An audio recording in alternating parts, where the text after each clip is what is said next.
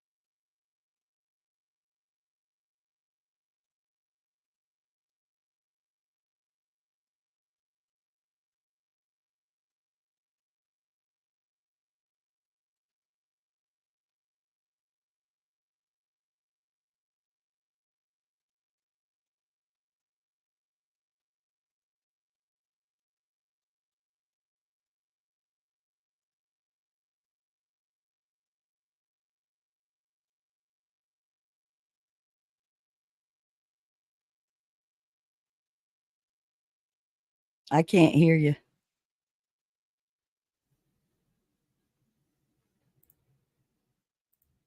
You mean this whole time my freaking mic was on mute? See, this is the thing. I can't stand this. Oh my God. I did a 40-minute show on mute, so I wouldn't worry about This it. is, let's start all over. What up, everybody? It's your boy Gary Lamb bringing relevant content on life, freedom, and the pursuit of happiness. And tonight we are here with Shelly T3, and we're going to be discussing dating, modern dating, and should women start making the first move post Me Too, because a lot of men are very hesitant of trying to go for the kiss, going for the hand grab. I mean, just being an all-around man is not something that men are really interested in doing. I am so pissed off that the whole freaking time we was not. I done plugged the show winning. I done plugged the dang show 3 times in the. Let's get back to it. So Winning Reality is taking a night off or a week off because he's under the weather, but he is in the chat and he is modding. He is doing his job. He should be taking his ass to sleep and getting better. But no, he's going to be in here and be a freaking trooper. Is he not? Yes, he is. So we're going to plug the show. Normally, we have a show between Winning and myself Thursday nights. We decided to push it from 9 p.m. for those who have to actually go to work the next day and pump it up to around 6:30 p.m.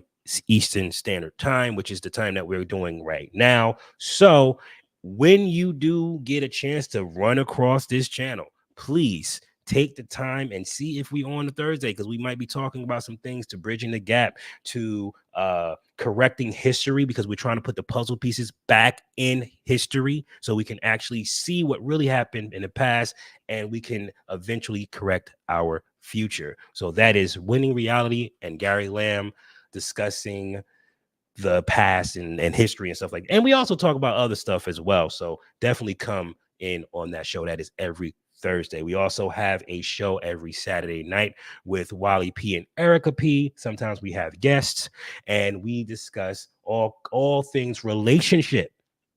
And that is a 9 o'clock Eastern. That's a 10 o'clock Eastern Standard Time show. We discuss all relationship stuff. We are trying to make marriage sexy again, which is not easy to do. Let's be 100% honest. It's not easy to make that. It's not, I because feel you. marriage is work. It's tons and tons of work. But we are dating to get married. We're dating to procreate. We are dating to pair bond. We are dating to hook up. No matter what you want to say about it, we are dating to be together. All right. Buying caps was not in the bag for humans. All right. Have them around, but they're not supposed to be our companions. But as of right now, we have Shelly, and we're going to be met with Caitlin a little later on tonight. What up with the chat? We got Matters of Opinions in the house. What's up, Plimpin? We got Lady Lamb in the house. We got BLK, Jacob. We got a whole couple of people. Oh, I don't know who this is. They call me Rose. How are you doing? Hi, Rose. Rose is wonderful. Rose is wonderful. All Rose right, comes all from my right. side. Welcome, welcome. We have Nader's man bun. Nandor's man bun. She's a Nandor's girl. man It's a bun. girl. Okay, so we definitely have a man bun She's a in the girl. house. I'm not going to tell you how I feel about them damn things, but that's not my responsibility to tell you how to wear your hair. But thank you for coming with your man bun. I'm just joking with you. I'm just joking with You'd you. like her. You She's are definitely sassy. welcome. Jeff JF is in the house. Who else is in the house? Jacob Help me Peets. now. 150. I need the help. I need your help.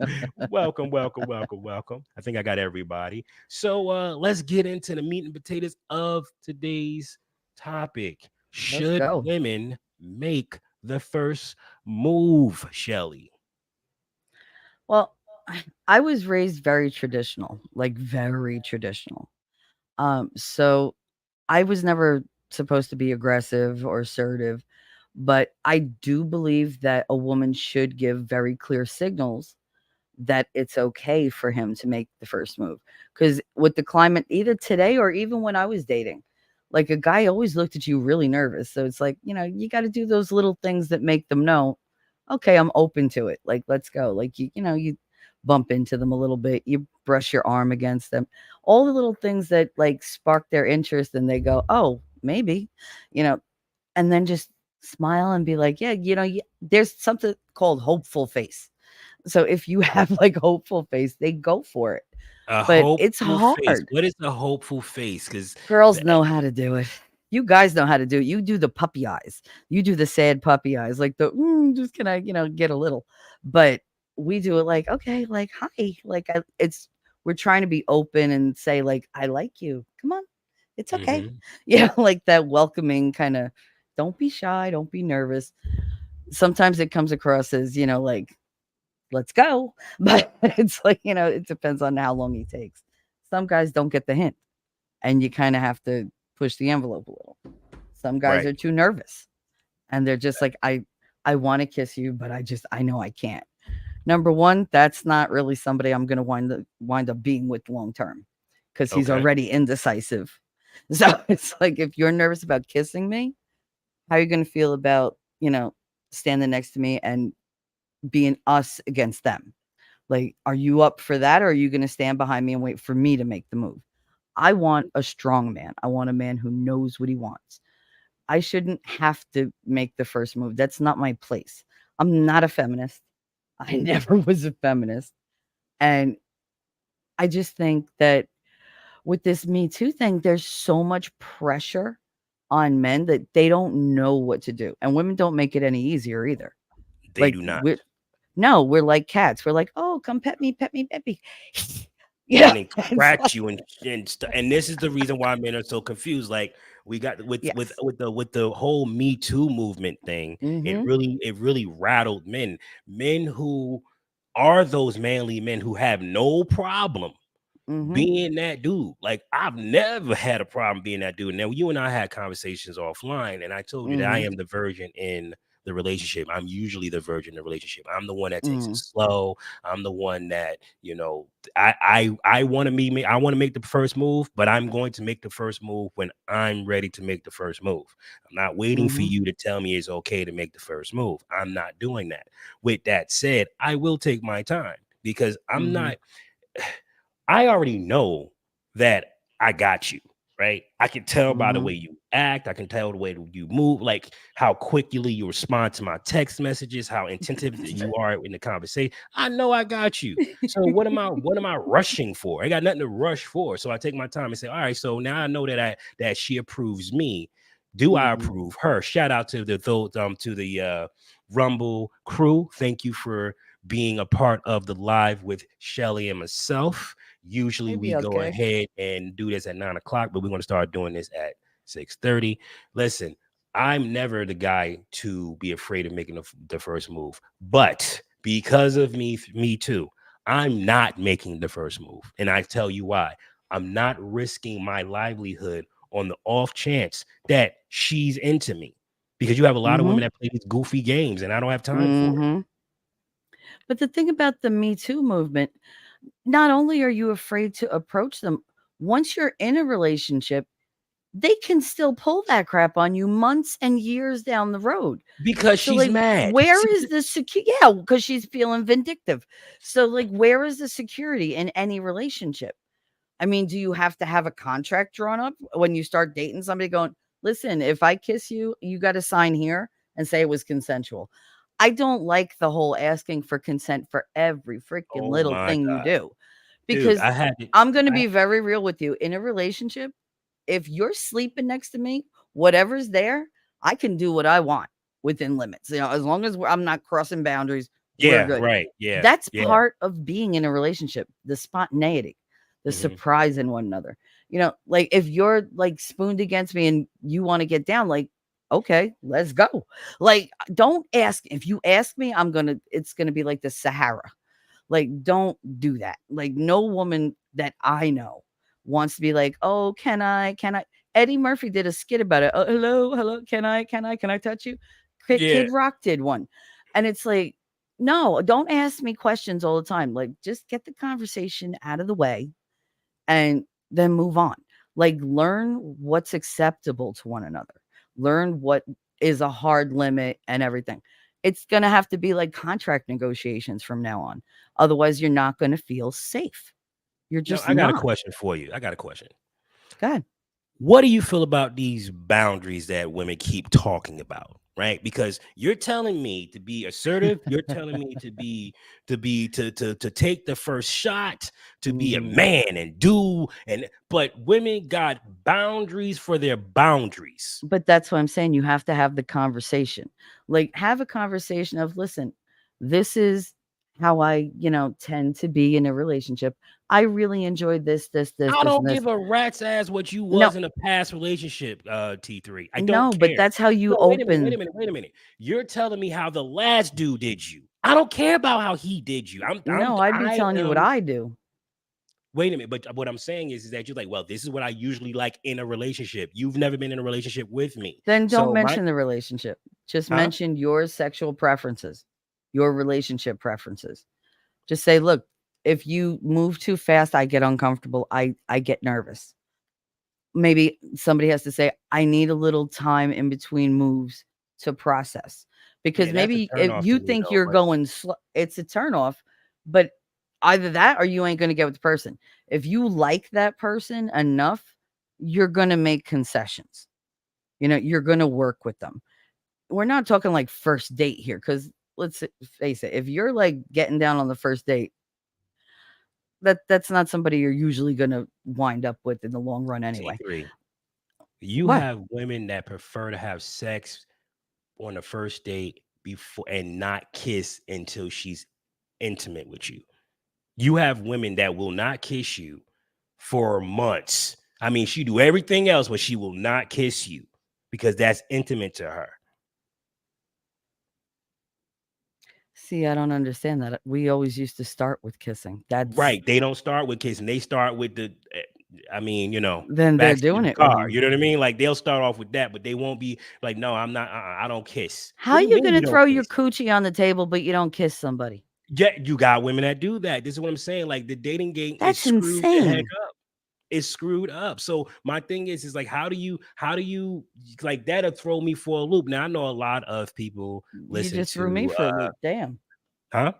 You just threw me for a loop. I didn't know they were like that. Yes, What do they're they all like think? that. They're You got pretty women women? that they don't. You got women that will take the third hole instead of the second hole Nope. because the third hole is considered dirty and the second hole is considered pure. Mm-mm. Yeah, I mean these are the That's type of women we're dealing with. and this is the society that's so twisted. They don't know whether they're coming or going, male or female. They can't even describe a woman. Yeah, So how would they know how to like approach one? right. And that's the other danger. You're going to make a first move. You think that's a woman, might not be. She might be Uh, holding out for some other reason. it better be a damn woman. You hear me? I'm just saying it I think I speak for every happens. man in attendance today. If that's not a woman, we rocking. It happens. We rocking. That will be. Let's Like I get threw back on him. topic. Let's get back on topic. Let's get back on topic. Go So ahead. okay, so so now that you see how confusing it is for men Mm-hmm. to approach a woman, right? First of all, we got to know if you're laying down the right signal. Right, we Mm-hmm. gotta lay Yep. down. We gotta make sure you're laying down the right signal. We have Mm-hmm. to be right with your signal. We then Mm-hmm. have to figure out what bound. This is why I remember when I was telling you I play certain games on the first date. That it's Mm-hmm. not really a first date. Like I'm taking you out to a bar at 12 o'clock in the afternoon with a beer. Well, That's that's not a the first. application process. That's the application process. Yeah. How are you doing? My name is Gary Lamb. Do you Mhm. have cooties? No. All right. Do you have your paperwork to prove that you don't have the cooties? You know what I'm saying? Like, Mhm. all right. Are you crazy as hell? All right. If I ask you a couple of questions, are you gonna lose your shit? You know, I'm before I even touch you, I want to make sure that you are a real well-rounded chick. I don't want to deal with somebody that's Mhm. going to be on some crazy stuff. So I'll ask you a couple of questions like pet peeves, what your pet peeves are, what your boundaries are, and stuff like that. I mean, because I'm leading this ride, I'm going Mhm. to lead you into what I'm interested in. I don't care what you did in your relationship, because your relationship yesterday is not going to be your relationship today. It's completely different experience with Yeah, you're Gary a Lamb. different person. So Mhm. I'm a different person. There are certain things that your ex-boyfriend dealt with that I'm not dealing with. There are certain things that you wouldn't deal with your ex-boyfriend that you will deal with me because you look at me in a different light. See, Mhm. it's like so I'm not, I don't care about your past relationships. Now I do care about your traumas, because that will Mhm. hunch, that will sneak up on you, and next thing you know, you handcuffed to the bed and she's sitting like it's time. I'm like, time for what? You know, it's over. You know what I'm saying? Like I don't know what I did wrong, so I definitely want to know your It's triggers. time for you to get the key. Like, go get it. Please, please. Well, I mean, let's be honest. Mhm. Like, you know, back in the day, you know, getting I handcuffed to the know. bed was a good thing, you know. But now it's like, you know, please God, please Lord, get me out of this. I'll never You date get your another pretty woman. business. Yeah, no. Yeah, but how? Wind up with your What? head in a What? bucket. What? What advice would you give the men who really do want to? Because let's be honest, men, passport bros, they're going overseas to see their ladies, so they're not giving up Yep. on women. They're just giving up on modern day women, westernized women. So not giving up on women. What up, Hood? So, what is your suggestion to men in crazy times like this? How do he find a good one?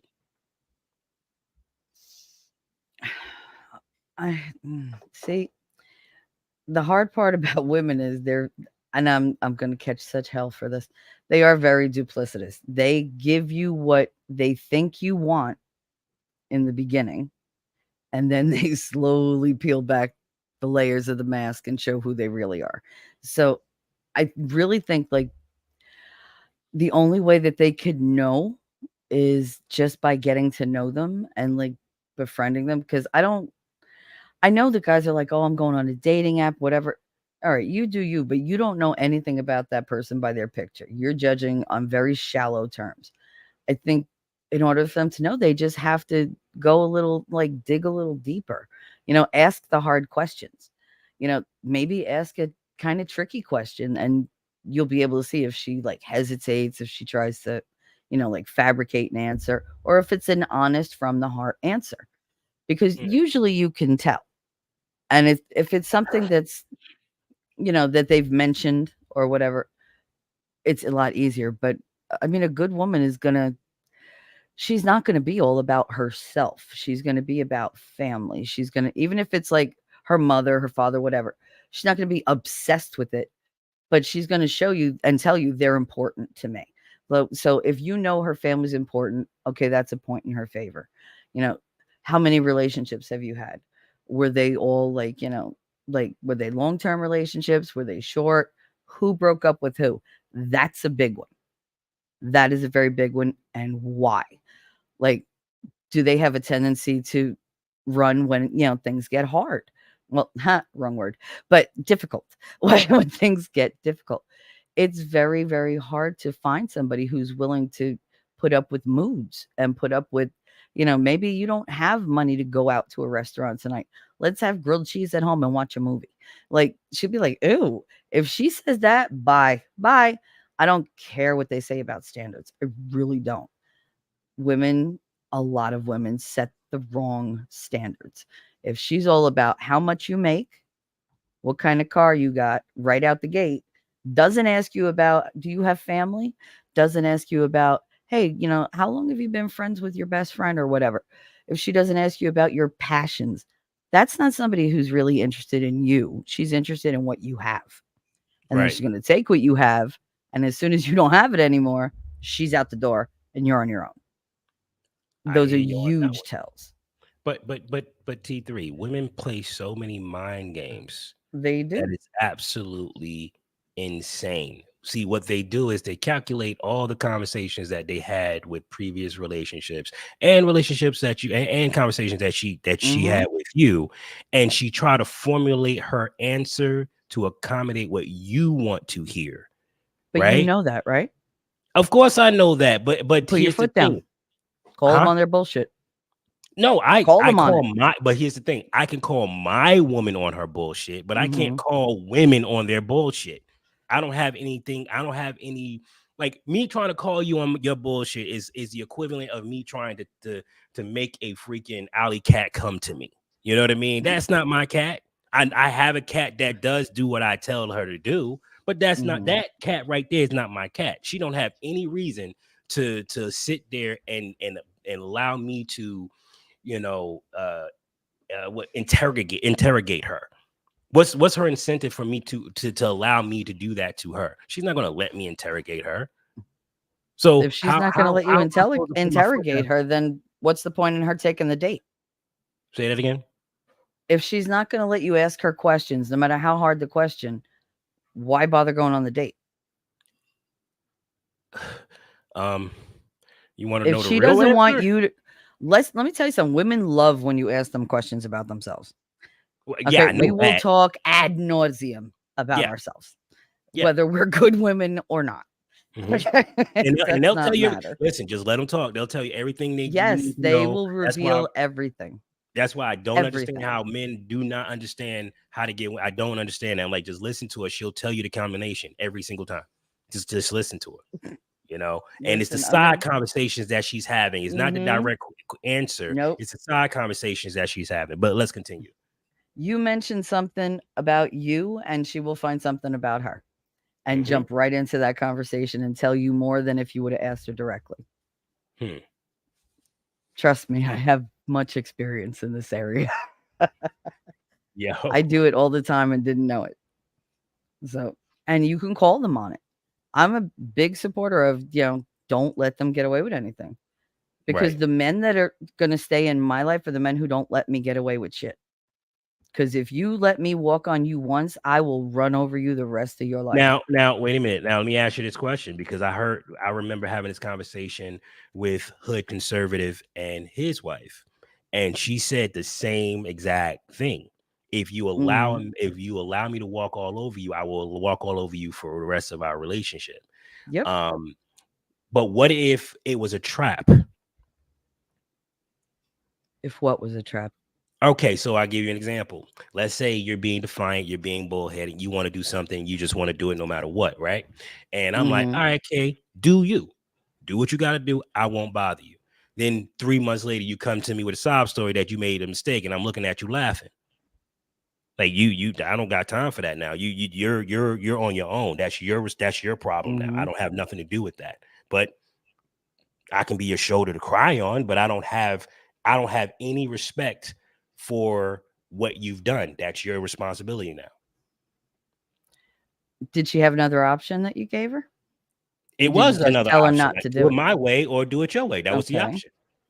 Okay, She but chose to do it her way.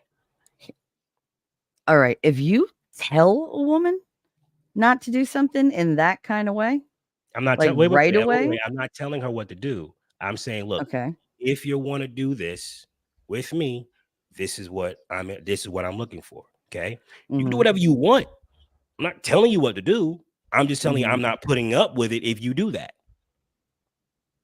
Then that's not the one for you. I mean, if they're not going to listen to you right out the gate, like on something big like that, then they're She's not going getting to in listen to bed, you Shelly. ever. Shelly, she's Hmm? getting in bed. I'm not about to turn her. I'm not going to turn down good butt. I'm sorry. No man I is didn't doing that. say don't screw her. I just said, she's not relationship material. Okay. All right. Fair enough. But it's, that's going to be a one and done or like a fuck buddy on the side or something like that. But she's not going to be the one that you're like, Mom, this is what, because you don't know what she's going to say to Mom. Mhm. You don't know what she's going to reveal. You don't know how she's going to act. Like, is she going to act up? Is she going to be in character? How does she get out of character? That's not something you want to take a gamble on. Like, you want to know this person. You want to know that if you tell her, don't say this in front of my family, she says, okay, baby, and remembers it. If she goes in and starts talking about the one thing you told her not to talk about, now you're screwed in front of your family and it's ridiculous. It's unnecessary. Yeah, but you So should have why known take you that couldn't take risk? her out in public already, though. See, that's where the vetting process comes into play. That's why it takes so But long to do anything with a yeah. woman because I need to make sure you're housebroken. I need to be able to take you somewhere and not worry about you pissing in a daggone corner somewhere. Yeah. Seriously, like I mean, that's what No, they I do. know. I You know, know. they get into a side conversation and spill all the beans, and you like, dag man, you Mhm. told all my like really, like you do that. You know, that's crazy. But Mhm. you should know that from jump. You should know that, yeah, but it doesn't hurt to tell them again. Like, Right. sometimes you have to say, this is, like, vaulted. This is between me and you. It cannot go to anybody else. And, see how she keeps your secret. See if you could trust her. Mhm. But start small. with like friends that understand you're going through the process. And then, if she passes those tests, I'm sorry, everybody's got to be tested. You got to have tests for everybody in the beginning because there's certain things you can only reveal by maybe setting them up a little bit. Be like, oh, you know what? Have a conversation and see where it goes. And then be like, you know what? You said a couple things I just need to expand upon. I'm going to need more information on this because I'm a little confused because Okay. they do double speak. Hmm. They do all the time. They'll tell you one thing and it'll be like, oh, but no, I said that, but what I meant was no. Okay, then tell me what you meant because I'm confused. It was not clear. They have to be absolutely clear or there's something that they're not saying. Maybe it's something that they can't say, something that bothers them that maybe that takes time and that's okay. But they need to be able to tell you, look, there are certain things that I can't really talk about easily. I will when we're, better together, but I promise you it's not, something that's going to be detrimental. I don't have like a record or whatever. It's just very personal. Yeah. And I mean, you could give them a little grace for that. Okay. All right. I mean, I can buy that. But you do have to realize how- push. but you do know how you do realize how alarming that is, right? As I do. as a leader of my house, I need to know what's going on in my house. I need to know every detail of what's going on in my house, or my plans can be, altered based upon new information, and I may not be prepared for that information. You feel me? Like if I know that you don't like being touched, grabbed from the behind because whatever reason happened in your back in your life, I don't know that, right? And I love to sneak behind my woman and just caress and grab around. I love to when she be cooking or cleaning or washing dishes. I love to just walk behind my woman and just grab her and just hold her for like 15 seconds and walk away. Don't say a word, kiss her a little on the back of the freaking, I love doing that. If that's the best. If I don't know that doing that is going to get me hit upside the head with a frying pan, you know what I'm saying? But you're not going to do that on a first date either. Like, go on 1, 2, 3 dates. And what are you out? If at the end of the third date, you're like, nah, this is, so what are you out? You're at a couple meals. You got to eat. You got some good conversation and you learn something for the next one. It's called 50-50. Look, listen, let me tell you something. Right now, wait a minute. In today's society, we going 50-50, okay? Like I'm not doing, listen, we not about to play this 7, 8 dates in and you still on some like, I don't know if I like you like that yet. No. I said 1, 2, 3. 1, 2, 3. No, one it should be coffee. One always should be like something light. Okay, let me ask you this. Should the first date be Dutch? Yes or no? Well, I think they should go into it thinking Dutch. And then if it really turns out well, and he says, no, look, I got this, please. Because maybe he said, I really like her. Let me make a really, chivalrous impression, or he could say, I'm not too sure. It'd be like, yeah, and just be like, you got yours, right? And then just start counting out the money and put it down. Like just do your half. And she doesn't really have much of a choice, does she? No. But if you set up the date, be like, so, we're just going to meet for coffee. One easy way, get there before she does and get your own damn coffee and be like, oh, I didn't know what you wanted, but I'm great waiting here for you. I'll walk up there with you if you want. An amazing line. What time do you usually eat dinner? 6, 7? She says around about 7. All right, cool. I'll scoop you up around 10. We go out to the bar. There you go. Now you have no other. You ain't getting nothing to eat. You getting a drink or two and that's it. And I ain't trying to get you drunk because I want you to be able to. Well, she ain't gonna get drunk because she's gonna eat because she was home and not in front of you. That's my point. I don't want you to get drunk. We're gonna have 1 or 2 drinks because I don't want you to get drunk because I don't want that problem either. You know what I'm saying? I'm a little loopy. Drunk. Yeah, it's really time for your ass to go home now. I ain't got time for that. All right, cool. So still play the. So still play the could be Dutch, but may not be Dutch game. I mean, that's what it should be to begin with, because you're not indebted to pay for this person. You're not obligated to pay for her. Is it chivalrous? Yes. Is she somebody who accepts chivalry or appreciates it? You don't know that yet. so you don't have to pull that card out. But in that first conversation, you're probably going to figure it out. And if you like her, you're going to say, oh, she likes chivalry and I like her. So, you know what? I'm going to pay for this. And this way you already have your game plan in your head. You're like, okay, she likes chivalry. This is a more traditional girl. This is not some girl who's like, I'm independent. I can get my own stuff. Like, it's not all that All right, screechy first of all, the bullshit that they second you come out start with. with that garbage is over. I don't Yeah, have just no go. time for it. I have no patience. I don't have Yep, it. just That's go. going to be an uphill battle for the rest of your damn relationship. I have Yep. no problem with telling you, I'm sorry, I'm not interested. Not That's even the woman who at every fight will say, well, I'll just leave. I don't need you. And bruh. she doesn't. And that's why she feels like she could walk out. And they forget, girl, you got a shelf life. Like, if you're not, going, you got to like get it while you're young. If you really Everybody want. gets old. I don't think they Yes, understand that. Everybody gets old. It's perfectly easy to say, they I'll be can't perfectly envision that. fine single at 23 when you're Mhm. 23. You know what I'm saying? Like you can It's a say little that different because when you're you're 23. 53. When you're 53 and I Mhm. mean, you can't listen. You can't throw the coochie at men. You can't even Nope. throw it because you might break your hip. Like you're I 53 hate now. you for that. Oh, man. You're 53. You can't do it anymore. You start falling asleep at 7 o'clock now. First of all, my mother's 81 and still has it every day.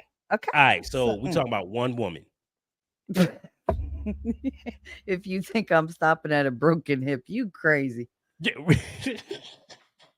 I'm gonna get my man one way or the other. You clinking and clacking everywhere. You know what I'm saying? You wake Get up, you my gotta put on walker. WD-40. Hey, how many people do the It's your WD-40 birthday. trick? Take my teeth out. I ain't gonna lie. I do look forward to them days. I ain't gonna front, but no, but seriously, like, because I'm like, I wonder how that would be. That'd be, so not to say that I want my wife to not have teeth. I would prefer to her to have teeth, but if it You comes wonder to that, about when the she don't gummy have teeth, feeling. like, Yeah. why not? It's a new chapter in our life. More room. More room. Ooh, Room for the buddies. Mm. He's like, I can't wait to be 80. No, I can wait. I don't want nothing leaking. I'm tired of the no. I don't want nothing leaking. But here's the problem we got. Here's what we got. We got a bunch of men on one side, scared as cat piss that somebody's going to take their resources through, whether it's lying about paternity, bait and switching at the freaking altar. I mean, I was watching a video, I'll see if I can find it, where the woman was at the altar and she just had the realest hard time with the word obey. And I'm sitting here looking at this guy and I'm scratching my head wondering, why is he agreeing to marry this woman when she's struggling so hard to say obey in the relationship, which he's requiring, right? This is a requirement for him because it's in the vows, right? Why is he going along with this relationship? If you're having such a hard time accepting that part of being a wife, do you think she deserved to be a wife? No. Why would she? Being a wife, that takes more than just dating somebody and starting a relationship. You're setting a foundation, you're building a family, you're building the next generation, and hopefully the generation after that. She's got to be willing and honest and open. She can't go playing games and always having strife. Like, if she's always bringing up and making drama in the house, and you can't trust everything, you have to be able to trust everything she does and says. And it's the same with her, with you. What? Talk slow. I mean, keep going. You could talk. Go ahead. I'm just agreeing with you. Oh, all right. I'm just saying, like, there has to be, number one, there has to be trust. 2, there has to be respect. 3, there has to be the willingness that we are not individuals anymore. We are a team. You have to have somebody who complements your strengths and you complement theirs, and your weaknesses, they wind up being nothing because they're strong where you're weak and you're strong where they're weak. You work together. You don't use it against one another. You don't compete against one another. That whole competition thing in relationships drives me insane. Yes. drives me insane. You're both on the same road in the same car. It's like somebody who tries to like get ahead of you at a red light. Where are you going? Are Right. you going to get there 6 seconds faster than me? And for that, you got to like honk your horn and aggravate me? Like, Right. no, you're right next to me. Be in the car with me. You know, if you don't like the way I'm driving, tell me. Don't be all, "Yeah, rah, rah, rah, rah." No, just be like, you know, sometimes when you drive like that, I get really nervous because I'm not going to take it as a criticism if it's something that I can do to help you feel better. Hmm. But if you say, "Oh, I hate the way you drive," bitch, then you drive. Like and then it's a fight, you know, and it's a whole thing Well, because you're my wife and I accusing one fixed another. that real easily. I have no problem letting my co-captain run Mhm. the ship because she's my Yes, co-captain. everybody Okay. should have I have duties. no problem. Look, the woman, look, I listen, a lot. I I had one person ask, why is your wife always driving? And I said, because she loves to lead. Let her drive. She knows where she's going. Half the time I'm asking her for directions. So just let her drive. She loves to drive the car. She loves it. She loves everything about it. And I don't mind sitting in the passenger seat. I don't care. I got other things I can be doing. I can be focusing on whatever I can be focusing on, taking care of a bill or something. I don't know. You know what I'm saying? Like Yeah. whatever I choose to do, I can do. I don't need, you know what I mean? I don't need to Mhm. be in the driver's seat to feel like I deserve my spot. You know, I know a lot of Mhm. men. Oh no, I'm the man. Yeah, okay. A lot of men had that. I don't have that. I'm not that guy. I can care less if she's driving or not. But what do you do with a man who is afraid to lead? Like he doesn't want to lead because he doesn't know how. He's never been taught how to lead. Like, how do you teach that man how to lead Well, I mean, as that a woman? depends because what if you're a woman who likes to lead, meeting a man who doesn't like to lead? That's the perfect like combination for them, Mhm. right? Because a man who wants to lead isn't going to want a woman who insists she leads. So leave her to the ones who can't lead. Like those two personality types cannot go together. You have people who, yes, they can lead in public, but they know that in private, no, I don't want to lead in private. I want to take that step back and you know, take care of me the way I take care of you. You Mm. lead, but we're in it together. But it's not a humiliation thing where you're like, when you're outside, she's like, oh, I told him that. No, no. When you're outside, you are both of one mind. You are a united front. Now, when you're in private, you could be like, you know what? That was a really bad take. Not for nothing, hun. But and then you talk about it. You don't argue about it. You talk about it. Say, I didn't know you felt that way. Well, I didn't know you felt that way. Well, why didn't we know that? And get to the problem of what were you not talking about? Are you missing each other? Are you miscommunicating? Are you avoiding topics because Hmm. they're difficult? Hmm. Like everything has to be able to be talked about. Everything. Right. Because when you're with somebody for life, like I literally heard somebody say this Behind the other every day. good man, there is a future ex-wife. You are stop. Stop. Stop. This guy. What the I heard somebody say the other day, she said, you can't base your picks on like somebody for looks or for shallow purposes. Because if this is the person that you're going to be with your life, your whole life, at some point they might be wiping your ass. And somebody who's shallow, they're not going to be around for that. They're going to cut and be gone, or Hmm. they're going to hire somebody to do it. And then you got strangers doing it for you. Like, Right. you need to be able to go through all the icky things. There's going to be stomach viruses, there's going to be pregnancies, there's going to be grandchildren, there's going to be throw up, there's going to be all sorts of things. Yep. You want somebody that you know can keep the you know company going, basically like the family going on the same track that you put it on, because you're both on the same track together. It's just you're like, I just need this. I got to step back a second. I need you to step it up. It's good to have somebody who you know they're capable. You don't want somebody helpless. This No. damsel in distress shit gets on my nerves. But like, let her be strong. Let her be Wait a minute now. capable. But hold on. It does Mhm. work though. And there is a It part works in the moment. Well, that's all I need. Look, I know my wife can change the tire, but if she goes out there to change the tire without calling me first and I can get to her, I have a problem with that. But that's different. You're already in a relationship. I will be that way with you. Like I would be like, yo, listen, I mean, I know I can take this out. Because we're friends. Yes. Again, there's a relationship already. It's established. You know, it's not like years deep, but it's there. You have my number already. Like you already think that you know, like the cut of my jib, as they would say. Like you know who I am as a person. Mhm. You know, you at least you think you do. Whatever I've let you I in have on. an idea, and it's what you But told then- me based upon what Yes. you presented to me. I have an idea what type of person you are. But I'm always authentic. I Right. pride myself on that, which is why, you know, on my channel, I'm so revealing because I don't want them to think I'm holding anything back. And if I do hold something back, I tell them why. I say, I can't go here yet, but we'll get there. And that's enough for them. They're like, yes, we'll get there. And they're with me. Like my chat, my audience, they are with me every step of the way because they know if they need me, I'm going to drop everything and be like, what's the matter? What's going on? Talk to me. Because right, wait I a minute. care about them. Wait a minute. I'm sorry. It's the same in a relationship. Hold your thought. Just hold your thought. Yeah, I'm holding it. I gotta put this up. Okay? I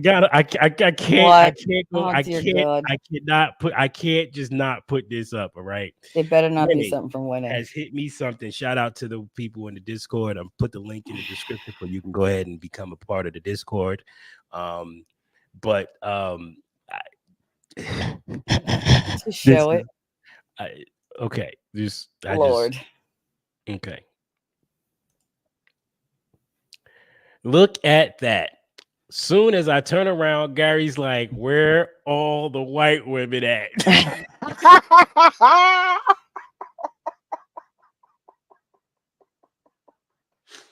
Ain't that about a look, yo, winning? Yo, I'm gonna kick you in the ass when I see you. Hear me? That is disrespectful. Like the next line is even better. Oh, I didn't even get to that. I know you ain't moving, or my girl.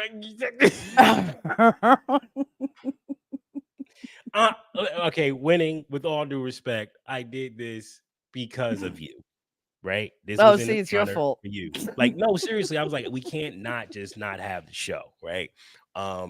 He's sick. Let's put a show on to keep that time slot going. Absolutely. You know what I mean? That's why I did that. But you're right. Where are all the white women? You know what I'm saying? I ain't got no problem with white women no more. I done broke through that trauma with Caitlyn. You know what I mean? So I feel a lot more confident with talking to women in general, to be honest with you. Because I'm realizing that the down to earth women aren't loud.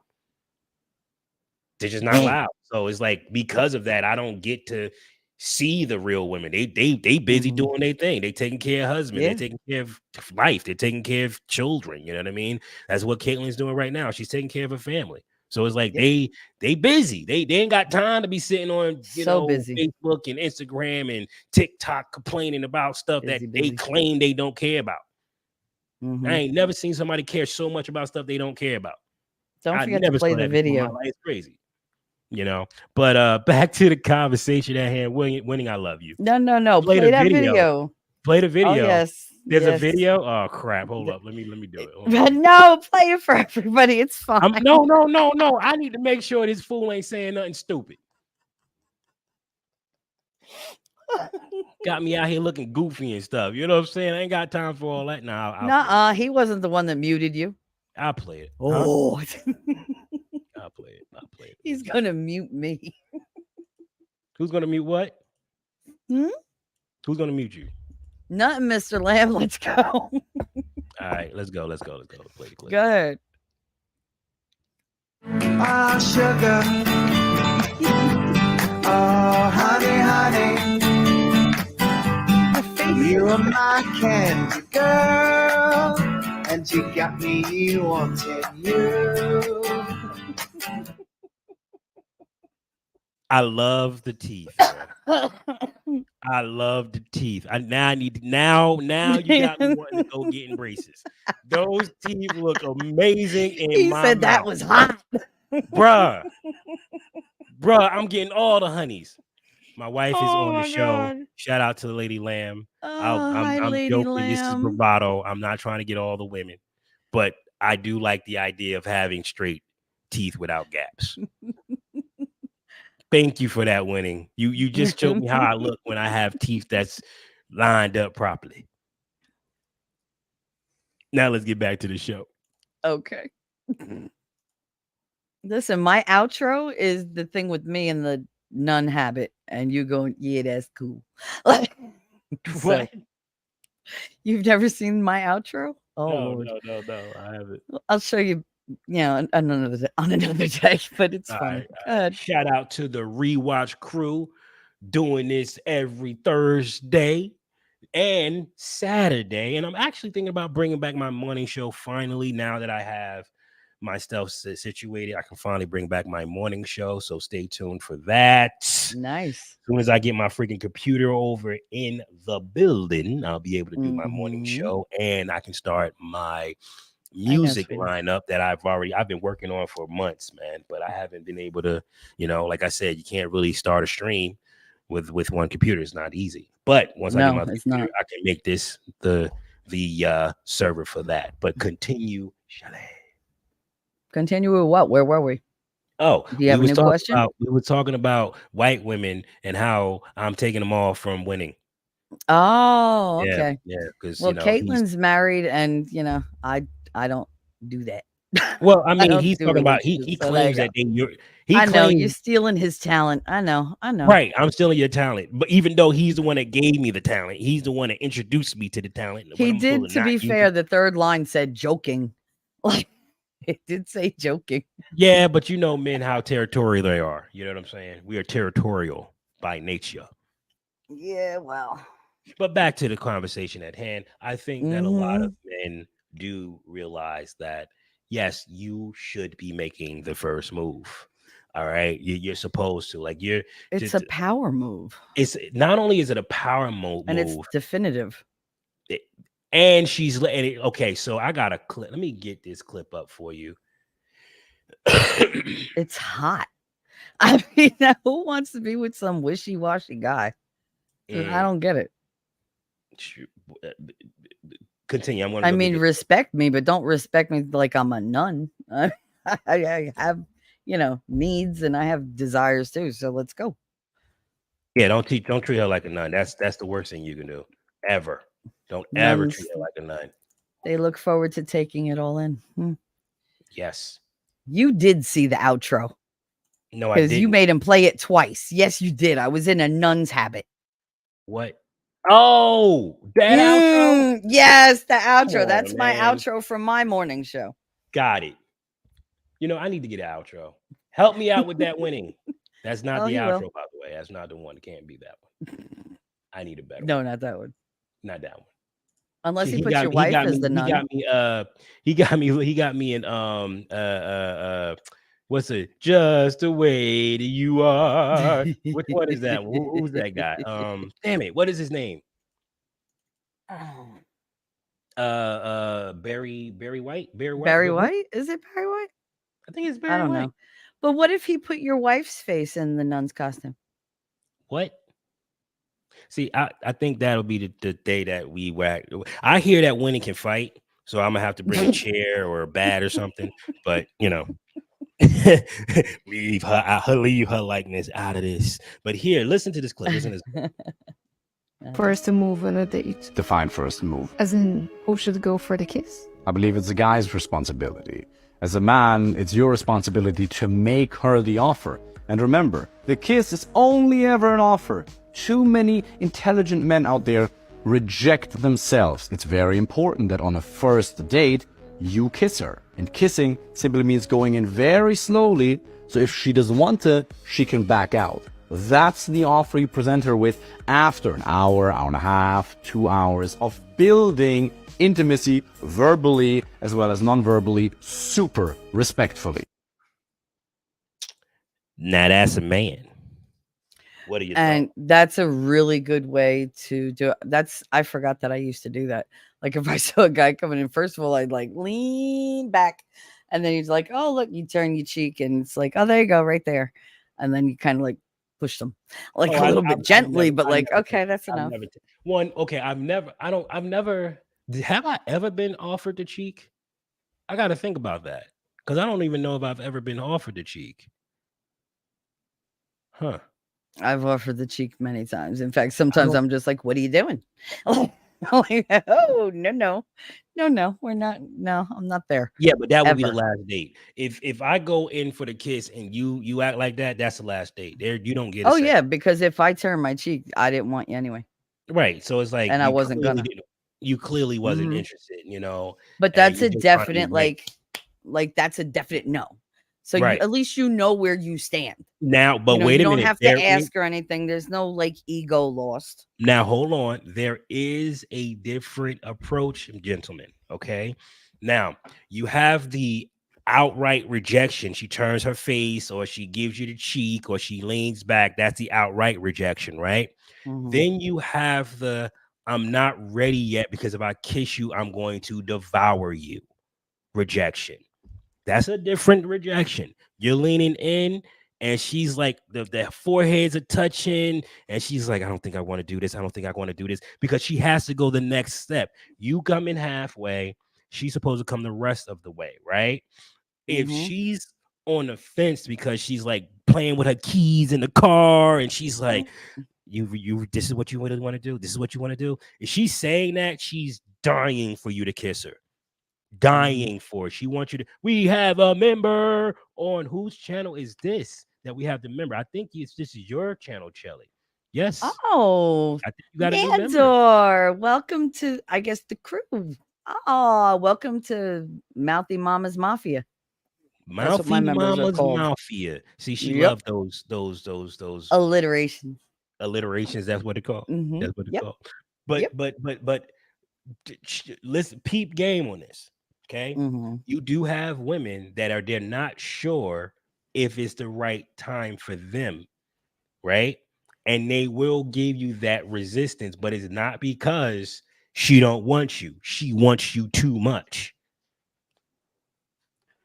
But you have to be able to gauge that. You got to be able to gauge that, man.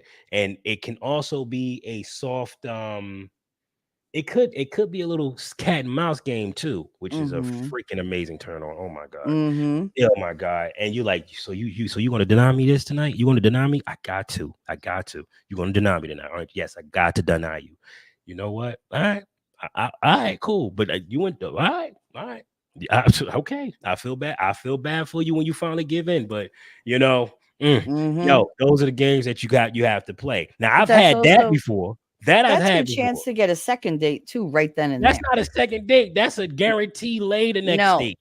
like if she's like, I can't, like I'm not there, you'd be like, okay, I then didn't shave my because legs or we something. both You know what I'm want saying? this. Like I decided not to shave my legs on purpose, and this is not the time. I'm not ready. You know what I'm saying? Like, because I needed to make sure. You know what I mean? Like women do this kind of stuff. So Yes, we you do. have to be mindful of her because see, she may not be slowing you down because she wants you to slow down. She's probably slowing you down because she goes too fast and she don't want to make that mistake a second time. Mm-hmm. Which is kind of a red flag sometimes It, because it shows it could be. she has It could problems be. with self-control Uh, and self-denial. Like, is she going to be the one who's going to sacrifice for the betterment of the family? But Or she's is she going to learning. think Hold about, on now. yes, Shelly, yes. she's learning. She was able to I'm just hold down saying the first date. it's something you have to watch. Mhm. If that's something, then that's got to be something that you're like, I'm not entirely sure about that. That's going to need further investigation. Like, but that's going to take time. But that could be a deal breaker for some guys if they're not sure. If they're like, no, I don't know which way she's going to go. So how long am I going to be in this before she decides like that she sees some guy better than me and decides to just leave me for him because she's got problems with impulse control? What's she going to be like shopping? What's she going to be like with the money? Because impulse control is hard to shake. If you fix one area, it's bound to pop out in another. Or already exists in another. And it's not like you can say, hey, baby, let me see your credit card statement. Like, no.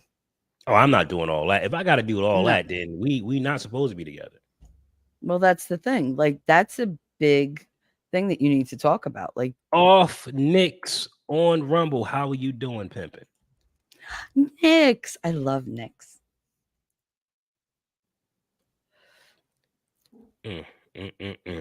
Well, let's go ahead and read some of the comments. Let's see what we got over here in the comment section. Because we got a couple of people that said a few things that was very interesting. I got to go all the way up in the top. Because this is the portion of the show where we start giving the opportunity to call in, ask your questions, and make your statements. So I'm going ahead and I'm going to copy the link and put it in the chat.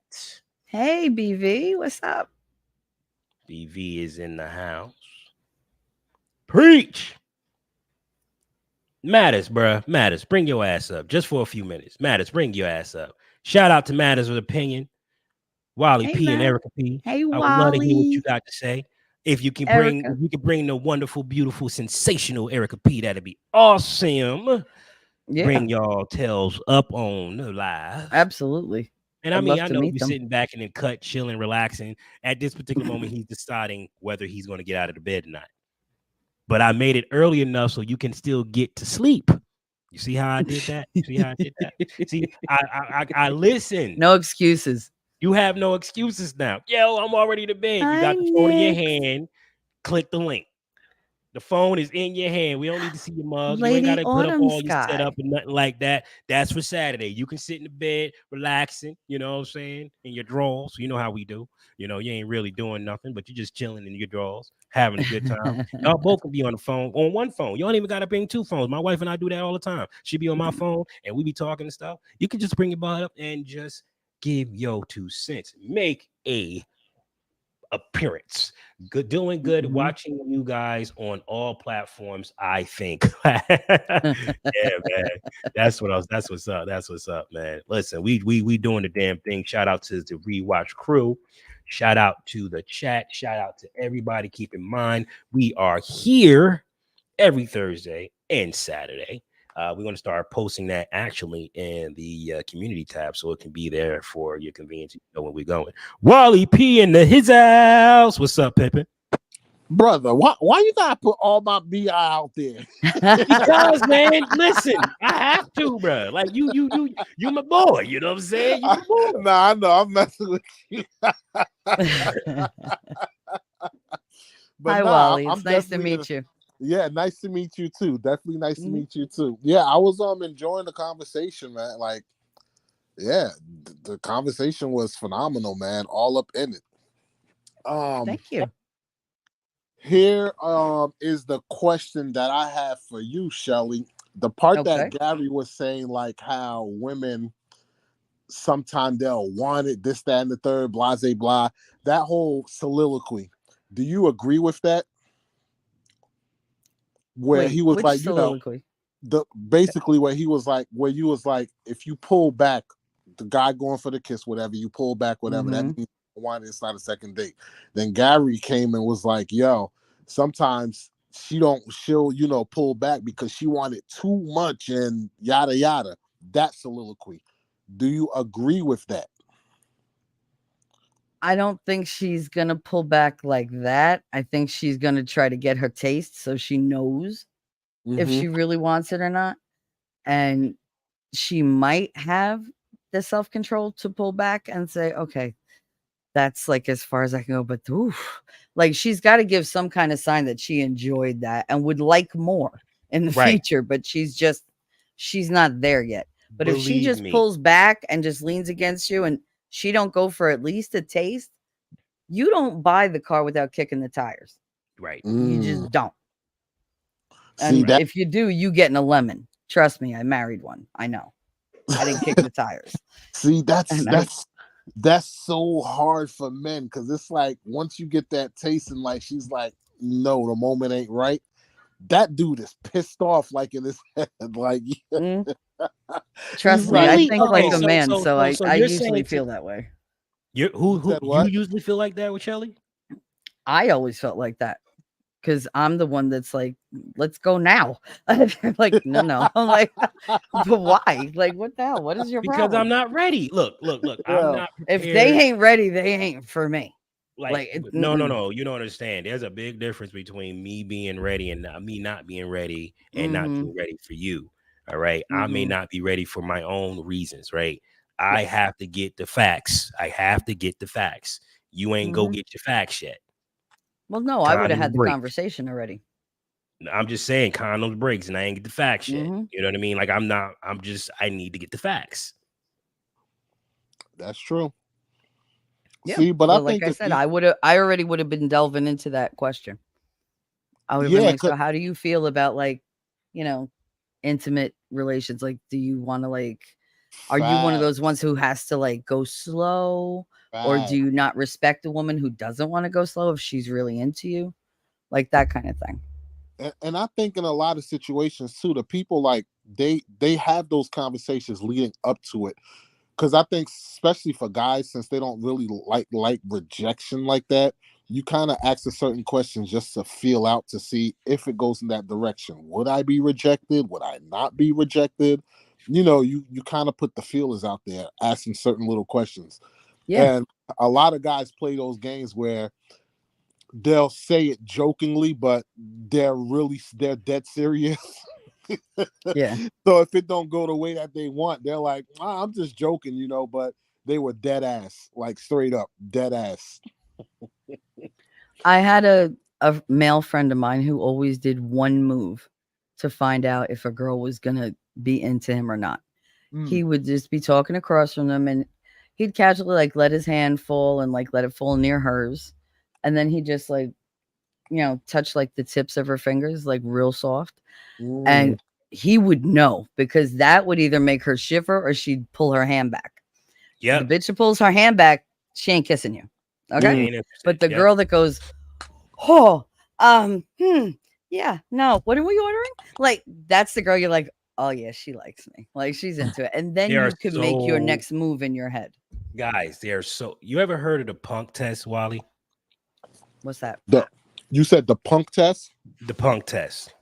What's that? All right. So you're walking down the street, somebody bumps into you, right? Mm-hmm. You don't do nothing. A few minutes later, the same person bumps into you again. You don't do nothing again. Next thing you know, the person pull a gun and pull in your face and rob you. That's the punk test, right? Oh, they knew okay. They knew you wasn't going to do anything by testing you and see what you're willing to deal with, what you're accepting, right? Yeah. It's the same mentality with that move. All right.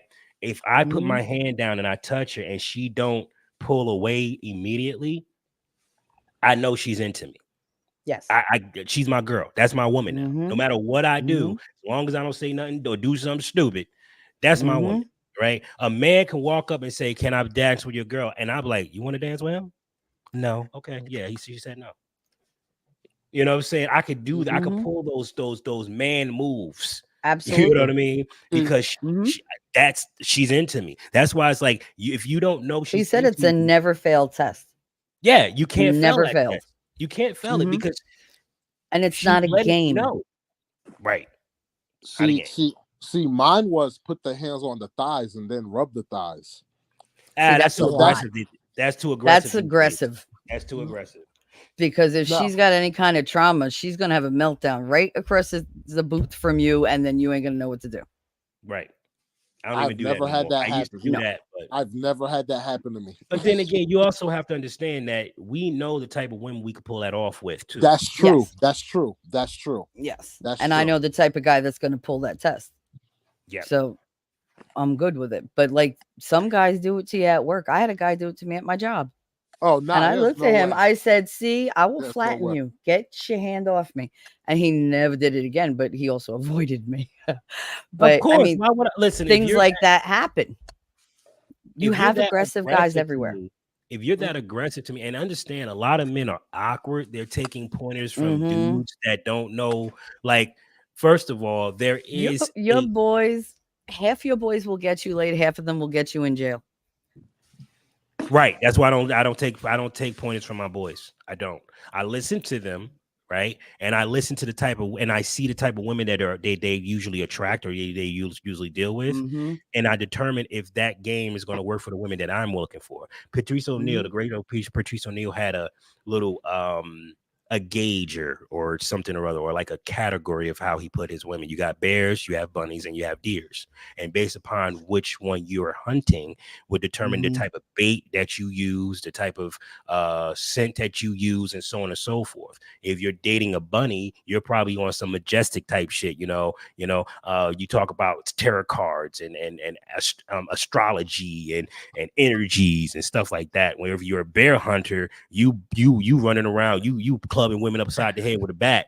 You know what I'm saying? Like you calling the B word, you do insulting her, arguing with her, because that kind of stuff is what turns her on. That's what she was raised in. That's what she grew up in. You get a deer, you know what I'm saying? You got to be on some like, let's color, you know what I'm saying? Let's play a little game, you know what I mean? Because, you got to like they skittish her into it. Yeah, she's very, very skittish, but she's attracted to the candy, right? I have candy. You want some candy? I got some cake over here. You want some cake? Hey, you want to watch this nice movie? You know what I'm saying? Sleepers in Seattle. You know what I mean? Like these are the bunnies. God. It works though. Like it works. You know what I'm saying? Like she feels comfortable. She feels relaxed and stuff like that. Then you got the bunny rabbits that look like bunny rabbits, but really are bears. That might be you. You know what I'm saying? You got to go hard with you, so. Yeah. See, one of my tactics was, since I could cook, that was one of my things. Like, woman. Oh yeah, that was one of my things. But the crazy thing is that even though like I would use it as a tactic to lure them, I would not make the first move. I know the conversation is, should make, but I never made the first move because I never wanted the woman to walk away. Like if the situation ended, I never wanted her to walk away saying, "Oh, you just wanted sex from me" or some shenanigan like that. And it's like, nah, you made the first move on me. So I always like, had that restraint to not you make let the woman makes the first move. Yeah. All right. So how do you do that? Like, what is your move, if you will? Like, how do you get her to make the first move? What is the first move that you're looking for? Let me ask that question. I wouldn't even really have a set move, so to speak. I guess I would just make her feel comfortable as possible. Like if it was a situation where she came like to my apartment or something like that, the whole vibe was basically like you're at home, like mi casa su casa, like literally. And we'll be chilling, whatever. And I'm like, yo, I'm gonna lay my butt down, relax. If you want to make yourself at home, make yourself at home. They'll make themselves at home and eventually want to cuddle up, this, that, and the third. So it was like, yo, I'm not making the first move. This way, if things went that way, you just know you initiated. But making sure the settings was very comfortable definitely set the mood. See, that's kind of my philosophy on that. Yeah. When it comes down but to what move are you looking for? Well, okay, let me just tell you the move that I'm looking for. Her leaning in. Right? Yes. She comes halfway before. If a woman comes halfway before you go halfway, that's your woman. Like she's leaning into you. Like that's the first move to me. Like I don't expect her to kiss me, but she's letting me know that you can get that. Gary, you ever had the move where you laying down, whatever, she come lay next to you, and like you not putting your hands on it, then she grab your hand and put it on her stomach or something like that? Or no, but I've had her put her hand on my thigh. Oh. Well, if you're laying down, she could just cuddle up next to you and use her knee to, whatever, rub your thigh or whatever. As long as she's rubbing something against you, that's the high sign. Yep. She's rubbing something against you. You know what I mean? If she bares her neck when she's at the table, like throws her hair backwards and then like leans her head the other way, and she's showing the neck, that means that she's trusting, because that's the most vulnerable we'll be. We'll like cross our arms in front of one another, pull our hair forward. That means we're not safe. We don't feel safe. Yeah, We're not body sure. language is everything, man. You know what I'm saying? Like the way she dressed, the way she's Oh, approaching yeah. herself, the way she's moving, all that stuff. She's letting you know from off rip. She's not into you. You know what I mean? You know, But she you don't wore a wanna be rude. complicated dress. You ain't getting anywhere. Let me Okay. ask you this, Gary. Did you ever have a situation where the woman just came on too strong and it was like, Yes. yeah, And it was a turn off. Absolutely. yeah. I had Absolutely. I had one where it was like, yo, set the mood, chilling, whatever. And I guess she was trying to do everything to try and make me make a move, but I wouldn't. So chick went to use the bathroom. She came Dip. back out with just, you know, a thong on. Like What? just with her thong on, whatever. All And I right, was that's just like, desperation on. yeah, on I was oh, like, yo, and that's a remind you, major turn off. prior to Major. linking up, she was just like, yo, we gonna be platonic. And I'm like, yo, it is what it is. Did you Platonic. smash? That's the question. Did you Yeah. smash? You No, I smashed. course didn't. he I did. didn't. Oh, I didn't. I didn't. okay. Nah, All I right. didn't. I was like, What do you mean, nah, really? this That's seems- psycho. What's wrong with you? Yeah. You don't smash Yeah. that. Uh-uh. That's psycho. That's psycho, bro. Like, no. I knew No, a you lot don't of do girls that. like that, like super aggressive. And God forbid you do a good job, man. Come on, man. Oh, yeah. Yeah. It's not you. No, like, no. What Simone say? You fuck with me, you stuck with me. Yes, Like, that's yes. true. No, I have okay. So I had a woman at a bar. She kept brushing her breasts against my back. Mm. Huge turn off. Mhm. Wow. Huge turn off. But Yeah, it wouldn't have been if that was your girl. If that was my girl, of course, but I don't even know you like that. No, Like, Yeah, I know. But see, Exactly. that's the difference. They don't make that distinction. They're like, if he was my man, he would love this, but he's not your man yet. So calm down. Like, right. this is just the first step of a stoop. Get to the top eventually, but calm down. Well, Shelly, we got stone sharpened iron in the building. He wants to come up and say a few words. What's up, Stone? what's going on? Hey, What's what's going up? on, guys? How are you? Hi. Doing How you good, guys doing good. tonight? Doing It's really a good. pleasure to Doing be here. It's a pleasure to be here. I got a lot to say on this topic. Oh, go ahead. Now, ahead. now, Stone. Now, keep in mind, background of Stone. He lace women. Like he's like women's drug. Okay, this Mhm. guy, he doesn't. Listen. You do not let this man around your wife. I'm just saying. Let's go. Ah, okay. So pretty much like he just said, I had a situation like that. There was a girl I was messing with. I'm not gonna say her name, and she had a drinking problem, and I walked her home one day from the bar, and she has children in the house, and she tried to do me in front of the house, bro. Like we were making out, whatever. Wow. And she literally like pulling up her dress, and I told her, I said, I do not sleep or drink with me, you know, because you never know. In this Me Too era, you don't do none of that, you know. So I resonate with what you were saying about like, but I don't let them make the first move. I try to get it on text, you know. When I'm talking to them, I make them get freaky, whatever, and then they write it on the text. Once I got that, it's for sure, because they could always withdraw their consent. You know what I'm saying? In case of anything, you know, like there's states that you could withdraw their consent after the fact, and that's called regret. You know, that's not withdrawing. That's not withdrawing your consent. So I try to get it always in the text. That's just my personal thing. Yeah. Huh. I can dig it. I've never. So how do you get it in the text? I mean, let's lay down some game. How do you get it in the text message? How do you get the consent in the text message?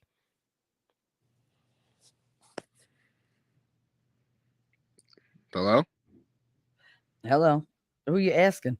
Stone? I'm asking Stone. He muted? I guess There you go. I don't know. I guess he must have lost connection. But the way, like, I've got confirmation through text before also. And it all started off as, you know, it being a joke. And depending on the way the response go, it go from joking to, all right, this is real. This is serious now. Let's get down to the nitty gritty. Well, I mean, you could say it. I mean, the way it's been said to me. What happened? Sorry about that. And we have Erica Hey. P in the building. Hey, y'all. My bad. I don't. What happened? Oh, I accidentally took out Wally P. My bad, Wally. I'm so sorry. I didn't Oh, mean God. that. Like sometimes I do it on purpose, but that time was just. That was a mistake. He stayed getting. See, his finger got a his hand got a automatic reaction of kicking No, me out. because so Mhm. Stone came in with another phone, right? So I had to get rid of his last one, bring up his another one, and then at the same time, your Erica P came in. So it was like boom, boom, Chip. boom, boom, boom, boom, and then when I went to click his to take his down, Erica P came in and pushed your bubble over, and that's when I took yours down. Ah. But I do have the Jiffy fingers. Last night I freaking pulled myself out of the daggone live, just trying to, like. So I got the Jiffy fingers. But let's take it back to Stone. How do you Yeah. get the consent on the text message? I mean, when you talk to them, like just regular stuff. Like whenever you're in the transaction of talking with them and you throwing game or whatever. Well, not really game. I don't really call it game because that's kind of whack. It's mostly like just talking to them. And you get them hot and they just say it. Most women will let you know what they want. That's why I've always said you never lie to women. You're 100% honest because now it's a decision. You know what I'm saying? You're not duping them. Like I never agreed with men. Like I never agreed with men lying to women in order to get in their pants. You're 100% honest. You let them know what it is, even if you're talking to other women. And now they make a decision. And, we're all adults at the end of the day. And that's usually how it goes down. So usually every time I have it there, and I've never had a problem, thank God. But that's usually how I do it. Yeah, you ain't tell us shit, but okay. I mean, you ain't tell us nothing. You just said. Well, I mean, it's not there's not a technique. There's not a technique, It's just, there is. it There all actually depends, is. There's a thing you can do when you're talking to her. Say, I'd like to think about like if we go out, how do you see the date going? Like, what would be your idea of like a good, solid date for us to do? Like, how would you greet me? How would you want me to greet you? Like, where do you see it at the end of the date? Because I don't want any kind of awkward moments. Believe me, being that honest with her, she'll answer you. I mean, that sounds very, very like a format, and it is, at least with me, it doesn't really flow like that. You just talk and throughout the conversation, it just happens. I can't even describe it. It's like second nature to me. I don't even think about it. I understand where you're coming from with that one, Stone. It is second nature. You just flow with it. Like it's like I can and unfortunately, gentlemen, those out there who struggle with this, you do have to have practice when it comes down to this. And it's not gonna come easy, right? Because you're gonna try things that's gonna fall flat on his face. And you're not even going to know it fell flat on his face because women are very elusive. They seem like they're interested in when they already say this nut job here, but they won't let you know that based upon what they say. It comes out in their body language. You got anything that you wanted to add, Erica P? Yep. I was going to say that's not always true. So I'm an upfront person. The people that I choose to talk to and choose to date, if the conversation is not going anywhere, I'm telling you, it's not going nowhere. If I felt like after date 1 and 2, you gave me friendship vibes, I'm a friend zone. Word. So there are certain people. It don't matter how great the conversation is. If I don't have those sparks, it ain't going nowhere. Hands down. You said friendship vibes. Lord have mercy. Yes. Oh, she's right. She's right 100%. You got to make your intentions known right away. You got to let them know. No, I could have somebody going, hey, I want to date you. But as I'm talking to you, if you can't hold the whole conversation, that's a problem for me. Go ahead. No, I'm just saying hi to Scott. That's what. Go ahead. Oh, sorry. Hey, Scott.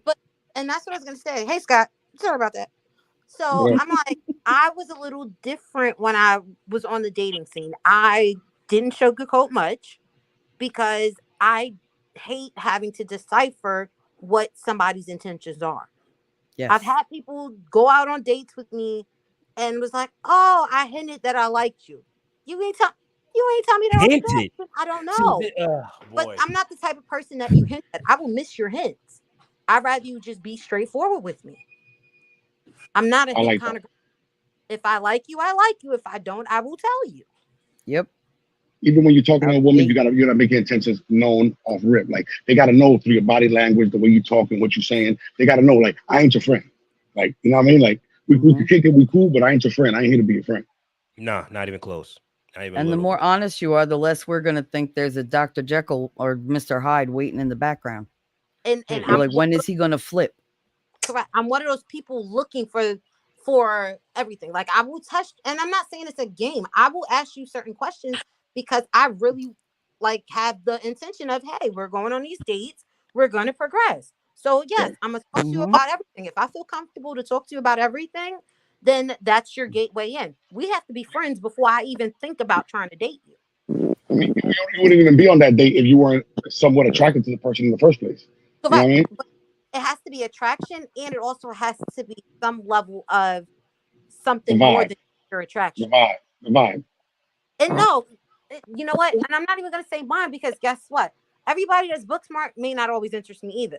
You still have to show something that has some kind of interest for you that make me intrigued to listen. So Mhm. that's the other thing. I'm like, I may have not always been the most techiest person, but I'm gonna choose somebody who's techie who's gonna teach me a little bit of something Hmm. because I I hear like that.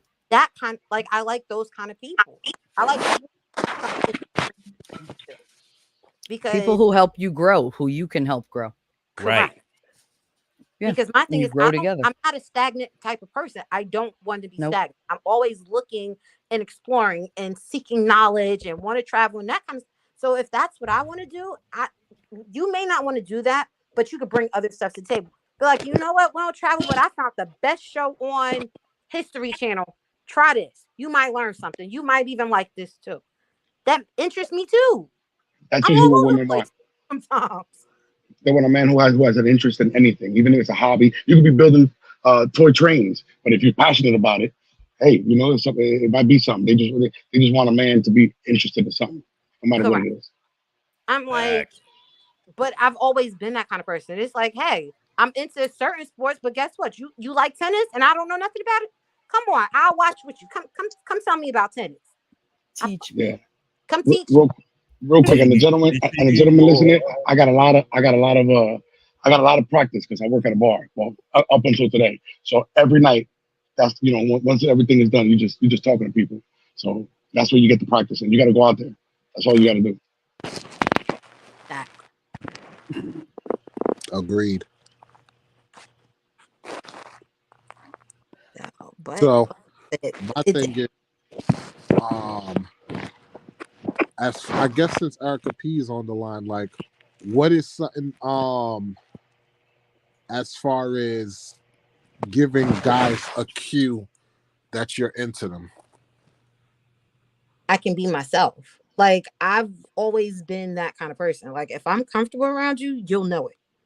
So if I want you to do something, I'm gonna move closer to you. I'm gonna want you to touch me, and if you're not trying to touch me, I'm not rushing for you to do it. But if we didn't been chilled out for a couple of months, we didn't, I'm gonna go in and I'm gonna give you a hug. Let's see how you gonna react to this hug. Okay, your hands gonna Mhm. move a little bit, like because sometimes you get people that's straight. I'm gonna just give you this regular old grandma pat on the back. You're like, okay, you stay where you at. But if I'm trying to do a Church little, out. I do want to see if you going to test it just a little bit. Mhm. Get the That church little out. extra squeeze. Wait a minute. All right, so I'm gonna take that down. I didn't expect you to say. I was just trying to. Never mind. That's crazy. I didn't even because because I'm just putting I'm pulling the stuff off of Rumble, putting them on thing. But I didn't read the comment. I just saw it and I was like, He then I ain't read it lying. like, wait a minute, hold up, He ain't nah, lying. don't do that. Don't do that. He ain't That's lying. crazy. Handsome man right there. That's a handsome man right there. He ain't lying. Yeah, no, see, that's I don't take. I'm not good at that. Sorry. Oh, come I'm on, not man. good at that. Come on, man. I'm not good Bring at it back. that, bro. You got to give the people what they want. Listen. Also, with all due respect to everybody, I'm like Team Ass. I'm an introvert who learned how to be an extrovert. I don't really Same. like the attention. I know I have to bring the attention, and the only reason why I put my camera on is because my boy Stone got up there, and I wasn't going to let him be by himself. You know, that's the only reason why I did it. But yeah, I'm turning the camera off now. You lost the camera on that one. I just wanted you to see who y'all were talking to because there's no like picture on that. Yeah. Well, that I respect. I understand that, especially when a lot of women they see you. When I said what I said, they be like, "All right, cool. I can see why he, he would pull it like that because he ain't an ugly dude." Hit me. Any woman out there, just hit me. You might be a little too aggressive. Because I mean, this is I'm not honest. the place. This is I'm not honest. the place to be on some like, you know what I'm saying? This ain't this. When I said I'm this, honest. I got 5 sisters. I don't. Stone. When I said there's gonna be good publicity, I didn't mean go after my chat and try to get dates. I ain't, you know what I'm saying? Like your dog, 100%. come on, pull back. Tell him on yourself. He's filling up his calendar. Tell on yourself. Bring the hotness back. What is hot? It's hot in here. No. Off Nick is said bring the hotness back. Nah, I'm good. I'm gonna stay behind the bubble. I'm gonna stay behind the bubble. But let's get back in the conversation. It got me feeling all kinds of insecure now. Gotta get the people what they want. Get the people what they want, man. Let me get my biceps back together. I'll do that when I get my biceps back together. I'm a little flabby right now. Ooh, we got another person coming in.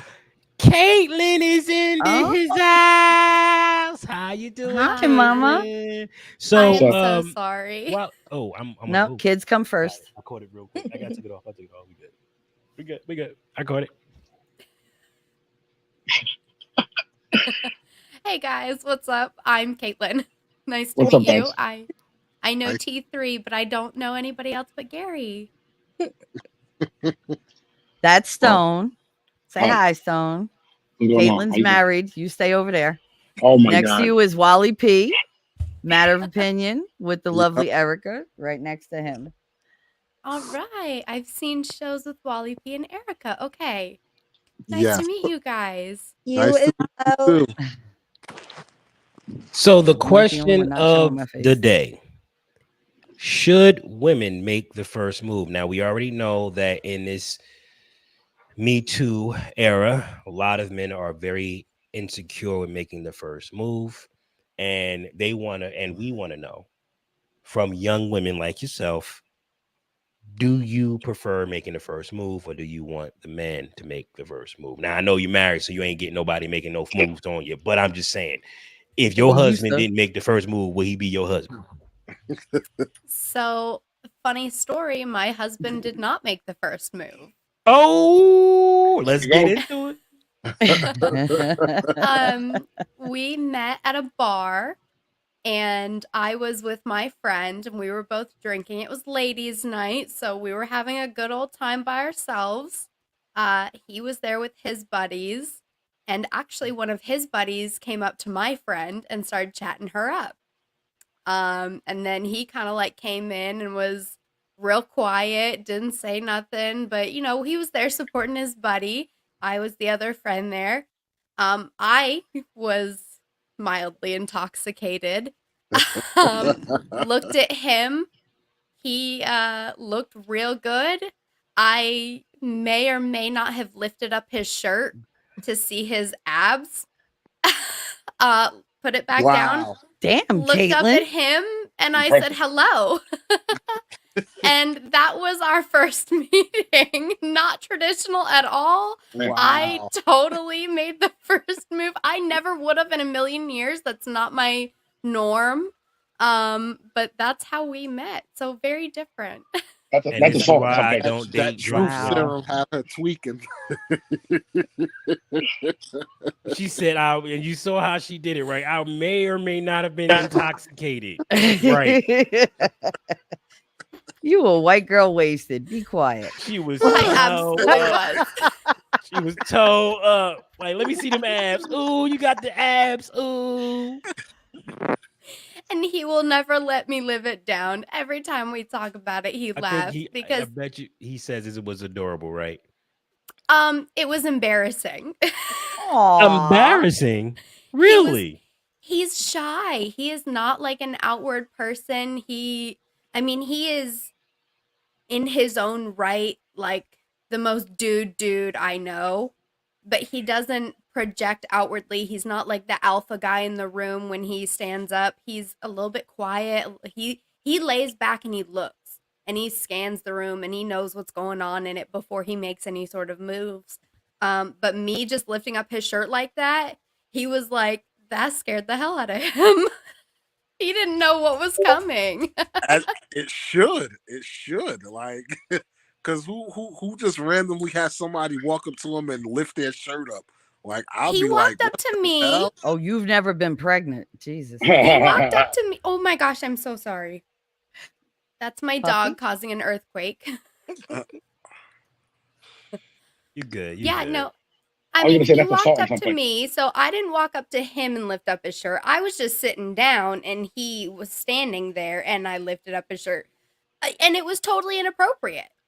I mean, saying it, I know that it was inappropriate. It's a cute story for me and him because we ended up together. Mhm. But if that was any other person in the world, if I had done that with any other man, I don't know how that would have ended. That could have been real wrong situation for me. I was lucky that he ended up being the guy I ended up marrying. That's true. You're lucky he was cool. Yeah. Because I'm- just imagine if the roles were switched. Oh my Right. goodness. Well, Oh, that's man. exactly what T Maz said. She actually Yeah. sexually assaulted a private man and scared him, and it's funny. Yes, it's funny. Yes, Yeah, I'm 'cause they're sorry. married. Yes, Yes, they're it's married. hilarious. Because All we're right? married. The Yeah. way she delivered the information, it was funny. I may or may not have been drunk, and I may or may not have lifted up his shirt. That was funny. And he was absolutely her person. He was absolutely her And person. he couldn't have So felt that's too why she could say assaulted. that He stuff. married her. Yeah, And word he up. could have absolutely said, "Hey, what the heck are you doing?" Shot my hand down and walked away. He had the option to do that. But He most did men won't. not. Most we men won't do that. we ended up talking and hanging out, but it wasn't okay at the time. It's lucky that I ended up with a man who was cool about it. But we're talking about something that happened, in hindsight. So of course it's funny. Like I could speak on something that happened to me that's funny now, but at the time it wasn't funny. So we can't have our panties in a bunch like that and just be like, oh, that's not funny. If it's in hindsight and it was a lived experience and it worked out for the better, yes, of course it could be funny. Of course. Well, I mean, sometimes it's funny when I laugh about horrific things in my past because that's how I deal with them. Exactly. I have to lighten that load a little bit. Makes it Facts. easier to deal with. That's true. I agree. 1000%. That was a great story, Taylor. Yeah, that was. I can't believe I didn't know it. I was also gonna say too, you got to think about it, right? That was the encounter that turned you. Sometimes it takes that one random thing that's like, you know what? I got a funny story to tell every generation going forward. Mm-hmm. They be like, "What was that show? How I Met Your Mother?" Exactly. Yeah. How I Met Your Mother. Oh my god. Yep. Yeah. What is this show? I never heard of this before. That's the name of the show. Oh my It was god. like That's it's such on a for good like 10 show. years. Yeah. Stop playing. Yeah, that show was Mel. Matter of fact, they came out with a spin out, How I Met Your Father. Oh, it's so bad. And I Yeah, that's wanted it to be horrible. I good because like- Hilary Duff is in it. Yeah, I like the original. I didn't like the remake of it, but Spinoffs are rarely good. Gary, how'd you meet your wife? No, I'm curious. I never heard this story. All right, so Toya kind of made the first move. There you go. She basically hi girl. Yeah, you can tell it. You can tell it. No, but I would like you to tell it. Because I told this story a million times. I never heard you tell it. Come on, Lady Lamb. All right, hold on. Let me give it a mic. Anybody else here married or married at one time or another? yeah, I was married. I'm sitting right I'm here. divorced. I'm cracking up listening to all of y'all banter. How you doing? I was married too.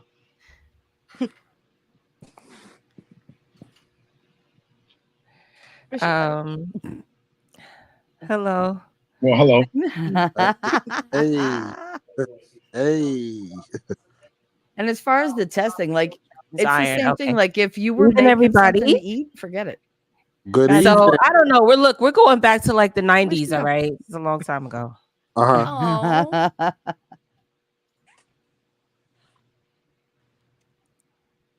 Oh. Hello. Yeah, we were in school and I was very, that was a long time ago. I was quite different then. And I'm getting a reverb. Let me take this off. Because I can't hear What school were you at? Yeah, so yeah, then we could come out of it after. Put it back on because it's loud. What's that music from? I can't hear it. All righty. Yeah, so we were in school, we were in high school, and I don't know. I think it's just a natural way. Like I'm an April baby, pretty assertive. So to see Gary walking, he is not the guy, I guess, on the outside that he looks like to y'all now, but internally, like I know he's still that quiet, shy guy. So he would be like walking, minding his business, holding his backpack, and I like that. So, teenager Latoya went up to him in the cafeteria. Now, what was you doing in the cafeteria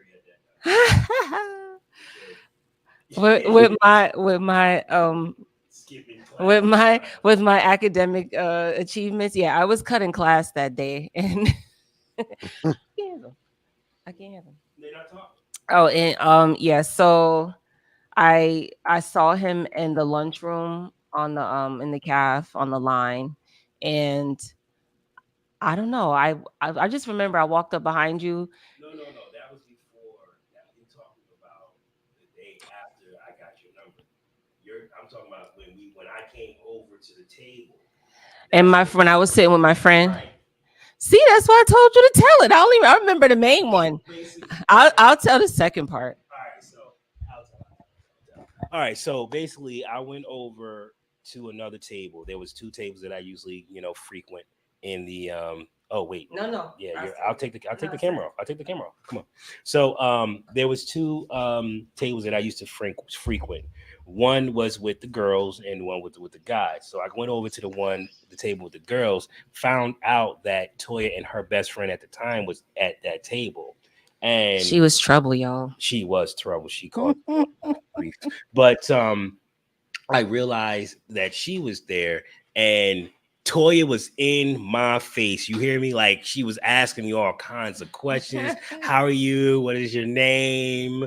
How old are you? She just kept asking all kinds of questions. Social? Where you from? She wasn't all that deep, but she was asking a whole bunch of questions and she was like interested. I've never seen a woman that interested in me before in my life. So she was very interested in me.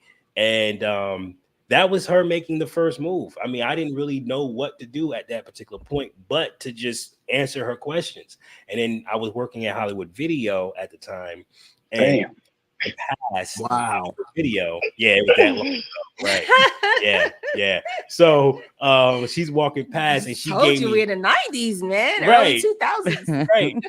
So she walked past with this cute, sweet, gentle, beautiful wave and smile, just as cute as you can be. And I was like, this is my moment. This is my moment. This is my moment. I ran out of the daggone building and I said to her, and this was my line, I don't normally do this, but I would like to get your number. This woman gave me her pager number, her cell phone number, the house number. She gave me honest to God, I never did. She gave me every number possible. My mom did not play that. Right. And she was like, if you can't get me here, you can possibly get me here because my mother's a little crazy. And I was like, all right, cool. And that's that. The rest is history, man. The rest is history. So the next day, the next day, right? No, I remember the next day. I forgot sitting at the table because I got that out of my head because they were trouble. But yeah, we were at. That's when I cut class. Yeah. No, you cut class the first time too. You wasn't supposed to be in the lunchroom at all. Yeah, because I had all of those classes and no lunch, and I was hungry. I'm still like that. I'm always hungry. So. So I went behind you and I saw you online. Listen to the line. Listen to the I line. saw She you not- online. Listen to the freaking line she laid on my ass. This is what solidified it for me. Go right. I saw him online, and I said, "Where are we sitting?" And I said, Yeah. I said, we as a people, We as a people. we All sitting right. at the end. That was it. That was it. I knew that was my girl, and ever since then, we've been inseparable. She said, I "You like that. now, you the boyfriend now. I gave you my telephone number. It's it." Mhm. Fast forward 20 years from She then. knew what she was going for, man, and it was so beautiful. Yeah, It was you the She one. bagged you. She bagged you. Yeah, she bagged the hell out of me, and I loved it. I loved every minute of it. Yeah, see, women do make the first move. They just do it a different way. They don't do it like Yeah. we do. But women have always made the first move. This is why I don't understand why it's so hard for men to accept the first move, other than the fact that you're just scared. What do you Not only think, that, Chad? not only that, if you look at statistics, women are mostly the ones to leave too. Yeah. They're like 80% more likely to be the first ones to leave. So I mean, you know, it's nice. They hold all the power. You know, so they say. In the beginning, though. In the Not beginning, really. I said, so they say. Huh? No, I didn't say like No. specifically. I said, so they say. Yeah. You're saying, Gary? But I'm sorry? the same way you see the signs that give you the green light, you should be able to see the signs that are telling you something's not right and she's moving further and further away. Right. 100%. You know, if she stops telling you what to do, or she stops, you know, saying how you feel or what do you want or whatever, she's already mentally, like, she's gone. She's already planning her steps. And to when where's she your will walk out. wife? And where's your wife, T-Mass? Go ahead. I'm listening, Shelly. No, it's okay. I was done. Mm-hmm. Like I noticed the signs when I met my wife, and when I picked her up. I remember she was hanging out with a dude, and you see all the signs. You know, I don't know if you guys want to say the story, but it's I don't know if I should. Should I? I'm not sure. Yeah, go ahead. Yeah, bro. Oh, so me and her went to Kennedy in Patterson. She was a senior. I was a freshman. Just got in green, and she was actually hanging out with a friend of mine. And like when I walked up, he introduced me to her, and you could tell like she just like wasn't with it. Like she didn't like him really. You know, you could just tell she was just being friendly and cordial, whatever. So like I saw her and I was like, oh my God, like this is like my ideal woman. Like this is it. So you know, she introduced me. I introduced myself, and we spoke a little bit. And I remember every day for like the next 3 weeks, I was looking for her. I was looking for her every single day. I couldn't find her. You know, I cut class like second period one day. I could not find her in the halls nowhere. So I think I had gotten out of like in school suspension, and I was walking back to my class, and I saw her like it was everybody was seeing the class. I saw her like by the science wing, and I remember I just ran up to her. I ran as fast as I could, and I just ran up in front of her. I almost knocked her down and everything. And I was like out of breath, and I said, "Hey, what's up?" And that was it. And then she gave me her number, and she told me to call at 9 o'clock. And I remember I got home, and I was like, let me not act like I'm beasting. Let me call her like, let me wait a little bit. And I called her like at 9:05, and she picked up the phone. She knew it was me. She was like, "You're late." And that was it. We've been together ever since 2004 until like 2 years ago. Oh wow. That's how it happened. It was like serendipitous. There's more to it, but it's really long. I'm not saying, but sometimes it be like that though. Like it really is. Like you have to think about it. Maybe that 9 o'clock, she knew she already had the phone in her hand. Like I can't have the phone ringing in my house. Word, exactly. Yeah, Exactly what it was. about it. That's high school stuff. When you're in high school, you be like, "Yo," I can remember back. My dad used to work at night, so it'd be like, "Yo, don't call the regular house number. Call the phone downstairs. You call the phone downstairs anytime before 10 o'clock. My dad gonna answer." So you call at 10:01, you got me. You call anytime before then, you gonna hear my dad on the phone, and then don't even say my name. You're like, "Sorry, I got the wrong number or something." Nah, but they knew. On the phone anyway. You're absolutely right. You know what really sucks? I remember those days disconnecting all the phones in the house and just keeping the one like in the closet and be like all the doors are shut. And you're just like, please don't ring loud. Yo, she hit it, bro. Because she actually brought the cordless. You know, when it was cool to have the cordless were kind of new still. She brought it into the room and put it under the pillow for when it rang. You know, they she used could to pick it call up real that fast. puppy love, man. They used to call that puppy love. That right there is considered puppy love, but it's the purest love. It's the purest best. love you ever had. Like Every day now is it's so exciting. freaking robotic. Like it's like it's too easy. No real. There's no juice in it anymore. It's just like you hear our stories, right? You know, even crazy Caitlin's story. You know what I'm saying? You hear these stories, and it's like that was beautiful, man. Like, don't get it twisted. I mean, it's creepy as all hell, but creepy can be you after 5 or 10 years of relationship. You know what I mean? So it's like that's what I think we in modern day dating, we're missing all that. We lost that, and it's really sad that we lost it. You know. Well, Everybody's afraid. pain and hurt will do that to you. When people go through situations that they suffered pain from, you know, from the opposite sex or whoever it was that they were seeing, it does that to you, man. It makes you build a, you know, a tough exterior. So you're not open, because in order for a relationship to work or for you to find that person, you got to leave yourself vulnerable. And people I think technology has a lot to do with it. You said what? I think technology has a lot to do with it too, because like you so can many show options. Yeah, you can show you can show a woman or anybody your effort, because if you wanted to find somebody, you had to find them. You know, you want to see somebody, you had to find them. You know where they were chilling at, if they were in the park, and you had to find them. And then you had to make sure you had a pen in your pocket. So if they gave you the number, you could write it down. You know, so it was, you know, there was effort that was shown, even out in the smallest things.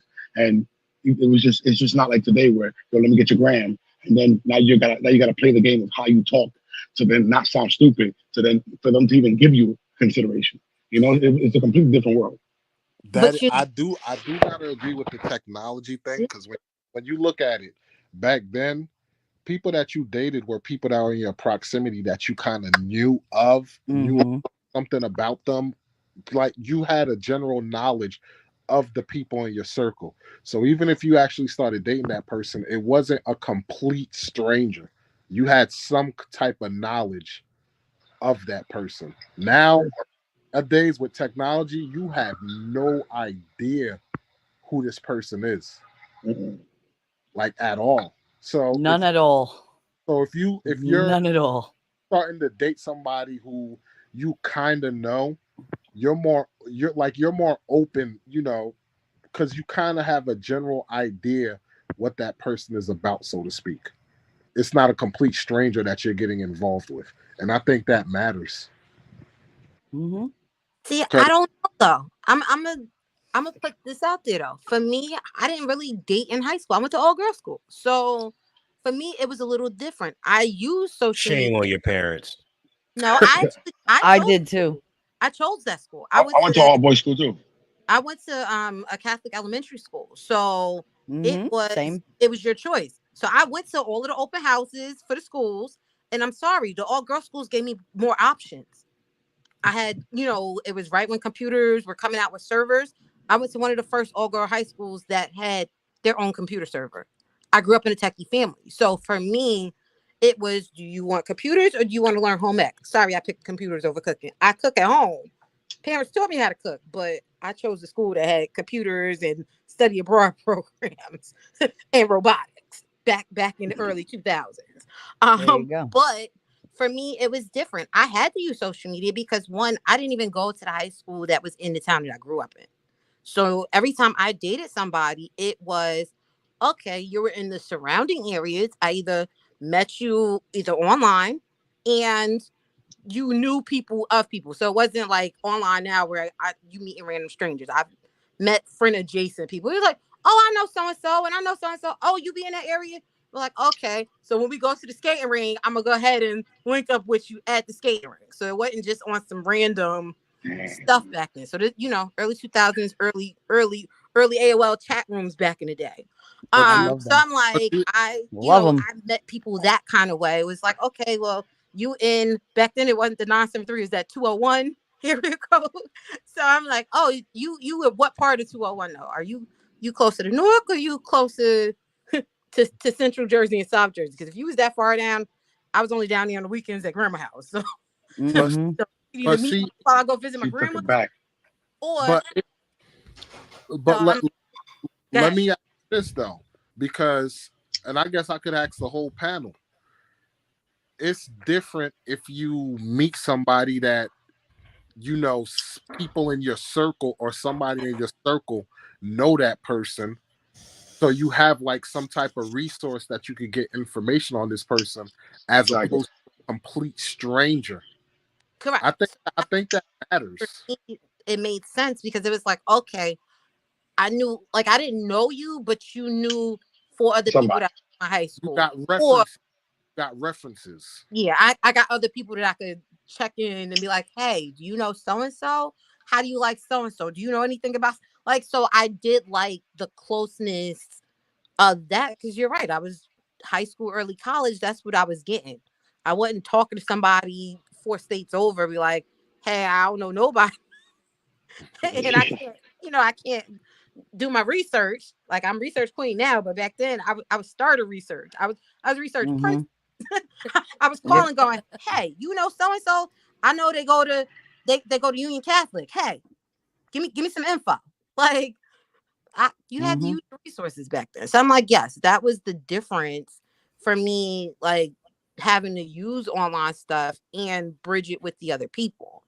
Mhm. The other thing too was, because of the school that I went to, like, we also would go to like some of the all boys schools. So I can remember, be like, oh, this is my friend so and so, and be like, I don't know if I want to talk to you. How many other people you talk to from my school? Yeah, you go have several seats now. Like, you talk to more than like 2 girls at the school. I'm just not interested, because over the years you realize they all started dating the same people. So it's like, Yeah. Mhm. you're See, like, it's been like that forever. Yep. yeah. But that's how you met people too. I don't remember ever like finding somebody and being like, "Oh, let's go on a date," or whatever.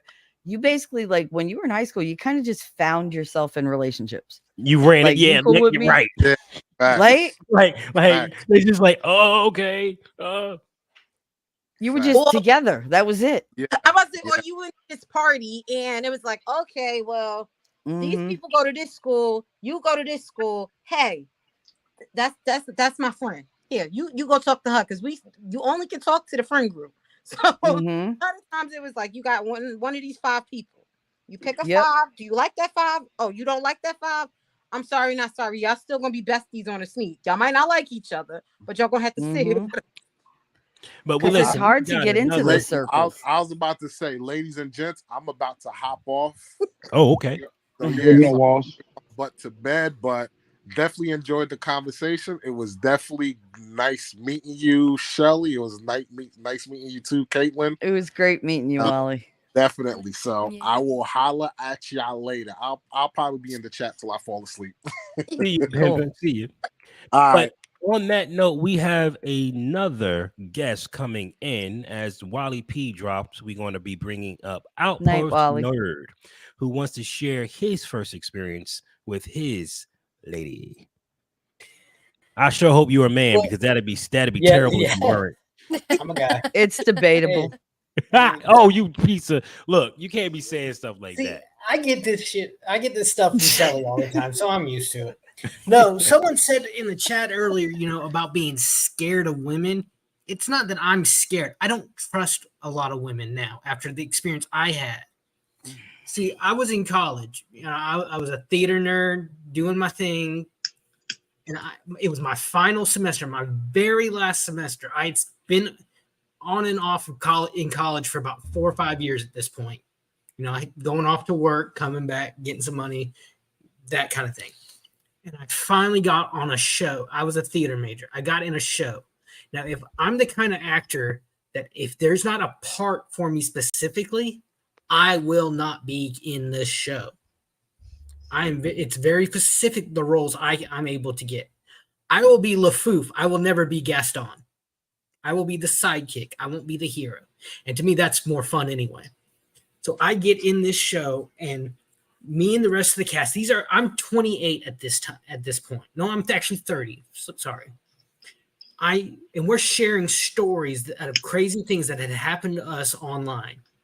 And I shared the fact that Grindr stole my Facebook profile pic and put it on their website at one point. Holy shit. Oh, excuse me. Sorry. No. Sorry, that's supposed to curse. Holy crap. My best friend's girlfriend at the time, she messaged me. She's like, "What's this?" I was like, "I have no idea." So I had to fight with them, and we're just sharing stories. We're just goofing around before rehearsals one night. And these kids, and I say kids because they're 17, 18-year-old kids fresh out of high school, start just for the next month, gay and homophobic slurs thrown at me whenever every chance they got. I'd go to them privately and like, "Hey, cut it out. You know, that's enough." And they all stopped, but this one girl. So she told me, and I quote, "If you didn't want me to make these comments or say these things to you, you should not have told me that story." Oh, that's nice. She was using that. Wow. Yeah, it's the stupidest thing, and it gets worse. Wow. So we were in a directing class, and we were just giving an update on our projects that we were all working on, and class ended early, and we're hanging out in the theater lab. It was, that was our hangout place between classes. And I start messing around, just, fake boxing one of the guys, just goofing around. And she hollers from across the room, "You better watch out. He'll try to get you up the butt." More that gay and homophobic stuff. And I try to laugh it off, but I'm mad. And I just poked her in the shoulder and told her to be quiet. She has a fit. And "You don't touch me, blah, blah." I'm like, "Okay, I'm done with your crap. I'm going to the division chair." I go to the division chair, sit down, and I sit down with him and our professor, who's our show director. I tell them what she is doing, what she has been saying for months. And they basically said, "Oh, doesn't matter. Doesn't matter what she's been saying." What? Yeah. Because she's a minor. No, she was about 18, 19 years old at this time. I'd been in class with her for about a year at this point, so she was probably 19, if not 20. She wasn't. So why does it not matter? What was I don't know. reason? They just didn't want to deal with it because it was a guy complaining. I honestly believe it was a guy complaining. They didn't want to deal with it. But what I did not know at the time, at the time I was talking to them, she was going to the dean of students to bring me up on sexual harassment charges for poking her in the shoulder. Wow. So, and our college had a 4-day week. Friday was a teacher work day, basically a teacher work day, no classes. They waited to tell me at 4:45 Friday afternoon. So I couldn't talk to anybody about it.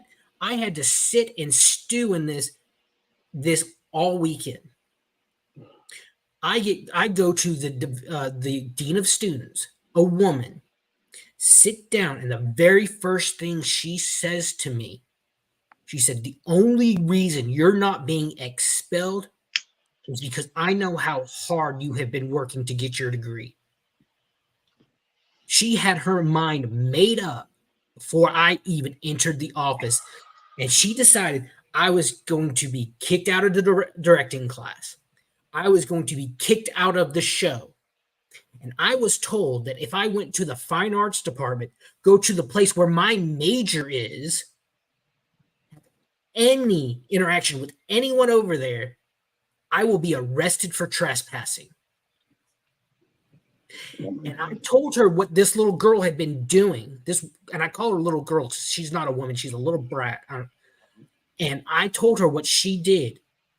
And 2 days later, I get the most piss poor, insulting email from this girl saying, "I'm sorry I made you feel that way. I did not mean to do it."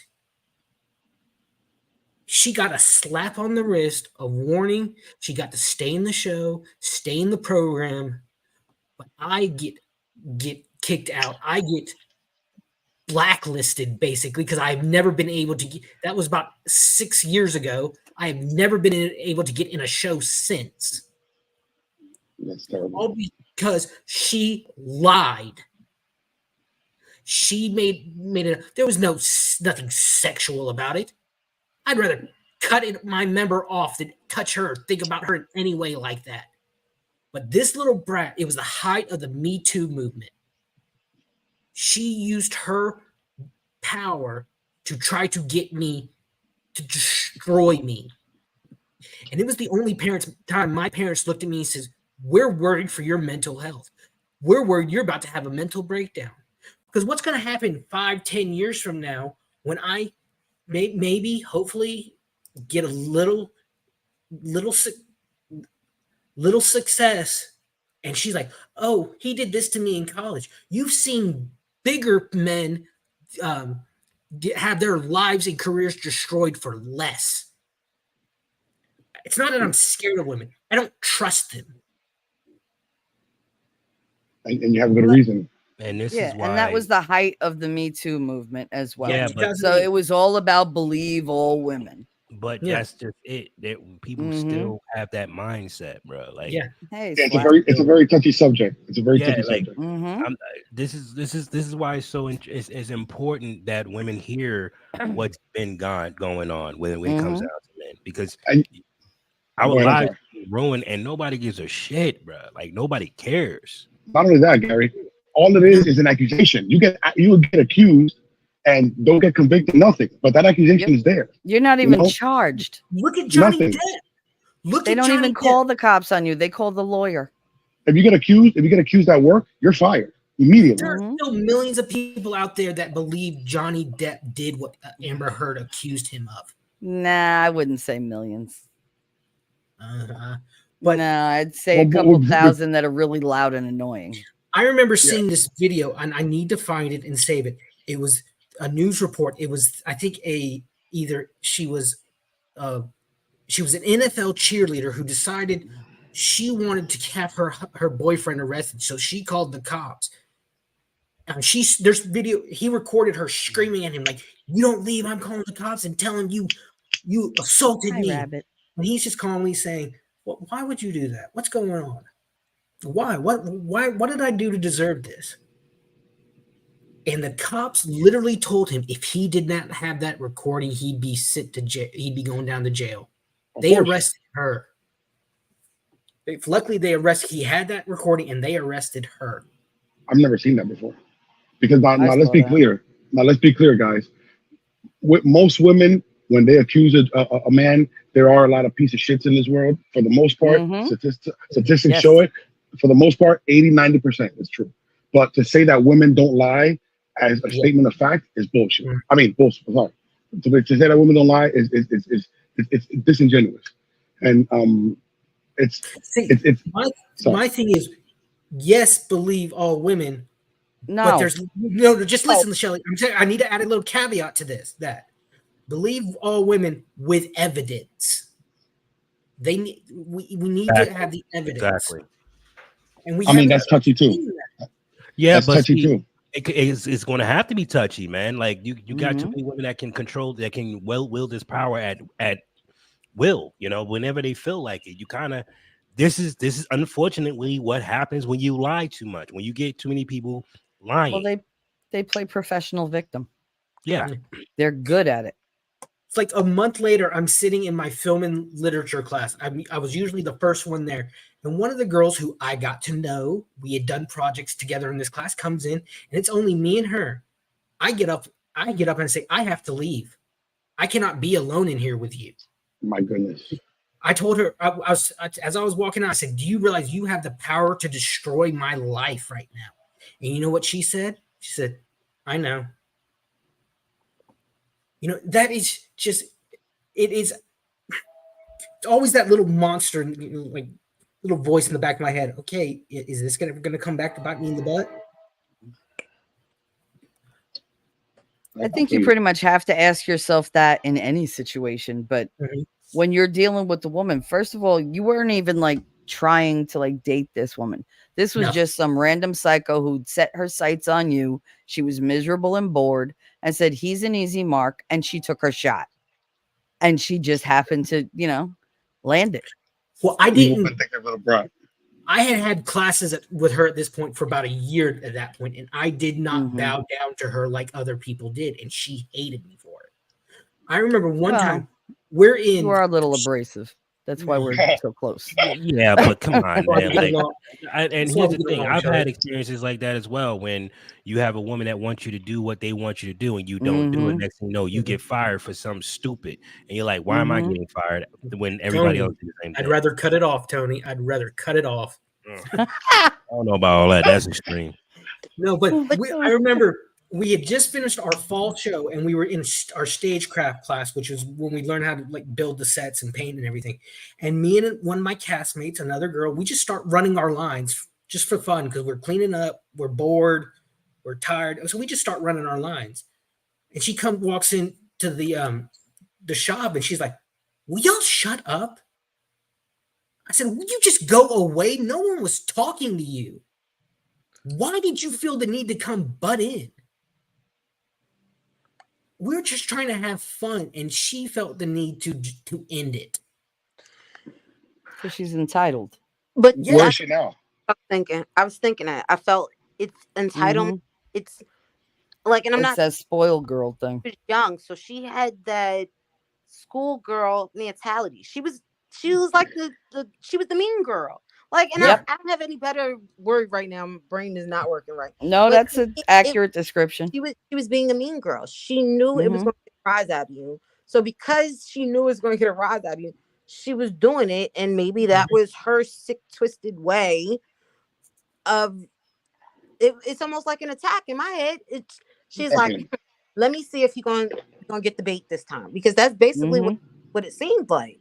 It was, all right, let me keep picking at him, because I'm like, I see, I have children, so I feel like the kids do that sometimes. They're like, oh, you're bored? Oh yeah. Okay, let me go pick on you. Let me see if it's gonna get a rise out of you. If not, if it don't get the rise out of them, they move on to the next target. But because she was getting a rise out of you, she's like, you know what? Let's see how far I can go. The last time I saw her was probably 3 or 4 years ago. I was at the college auditioning for a show. They had another show that they were already in rehearsals in that she was in. She got through this okay. She was still getting cast in shows.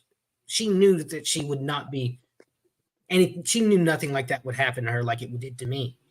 I'm standing there, and I see her coming down the hall, and I just walk into a room. I'm like, I am not going to put myself in the same room as you to give you another chance at what you did. And that's what that's what guys have to do when they deal with girls like this. I feel the best thing to do is remove yourself, because it was her and a couple of other kids. And I said, kids, these fresh out of high school, they all decided to go to the administration about me.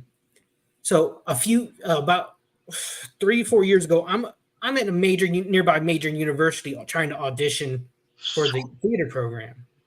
And this girl, one of the accusers, comes up to me, "Hey, I thought that was you in there. What are you doing here?" Hi, gives me a hug, and I'm in my head thinking, "You two-faced little, how dare you try to play nice to me after what you did to me? The near mental break that I had because of you." And they do not care about that. They do not, these kind of people who will lie and cheat and accuse people, they do not care about the long-term ramifications of what they are narcissists. Yes. Covert and malignant narcissists surround us. It's an epidemic in this world, and especially in this country. Especially this generation. No, it's not just a generation. Narcissists exist way back. Trust me. I mean, I've been related to many, but now they're much more confident that they can come out and do whatever they want and turn it around and blame it on you, because believe all women, because they don't need the evidence.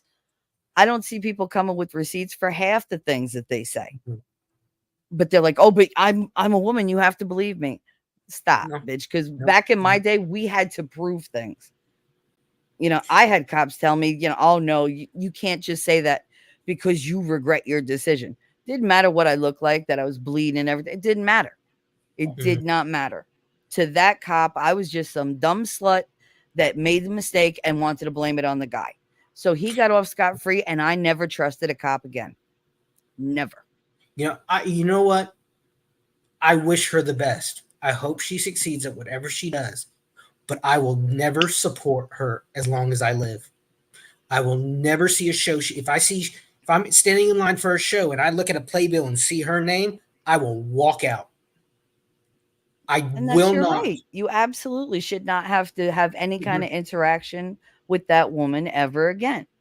But she was extremely abusive, and she was what she did was illegal. Disgusting. Yeah. It's a false accusation. I don't wish her any harm. I wish her success. Just do it away from me. Oh, screw that. I hope she gets dysentery. Yeah, wishing her a good life. I mean, I guess. I mean, there's karma, and then there's karma. You know, it's the sad part that narcissism is not curable. There's no cure for it. Not. Even with treatment, like they get maybe a little better, and they almost have to fake empathy in order, and to be able to understand it in that way. But it's once you have someone that's a narcissist, that's it. Borderline personality disorder is treatable a little better, but you deal with a narcissist, and that's it. This is who they are. It's insane, and it usually comes from childhood, and they can't even pinpoint where it comes from. So I mean, we're just stuck with them. You know, and the worst thing was during all this, my entire support system, my professors, the professors I was closest to, was told by the administration that they could have no contact with me as long as I was a student there for the rest of the time I was a student there. I remember about a year later, I was working at a theater, and I see my professor because they were having a meeting there, and it was the first time I had spoken to him since all this happened. And he turns to me and says, "It's not that I didn't want to talk to you. I was told I was not allowed." So she did not just take my classes away. She took my friends. She took my support system away from me. Yep. She took the whole experience. And you know what? I was so grateful for this professor afterwards, because when everything died down and I was trying to call someone at the university to try to figure out what I needed to do, I went to him and he called somebody, and boom, 5 minutes later, I was on a roll. I had everything set up within 5 minutes. And I was actually, the summer of the pandemic, I worked at a news station, and he came and did a story. And after everything that happened while I was in his program, he was doing a story about, they were doing a job fair basically for theater people, for the art community in town. And he was talking about how he was to get people jobs and get them in contact with people who get them jobs and everything. He said on the morning news, "I got 2 students right behind the camera that I'm so proud of." Do you realize how much of a relief, how much It's all right, nerd. It's okay, baby. Anger that I had been carrying for 2 years at this point was gone in an instant? It's okay, nerd. It's okay. I want to ask him. I would love to ask him and the professor, did y'all believe her? My thing when I was doing a show was, I don't want to be the cause of problems. I don't want to be the cause of why a show collapses or fails. And I even had shows I would step out from. I'd be performing in, and I think, I am not doing a good enough job. I am embarrassing myself in this program. I need to step away.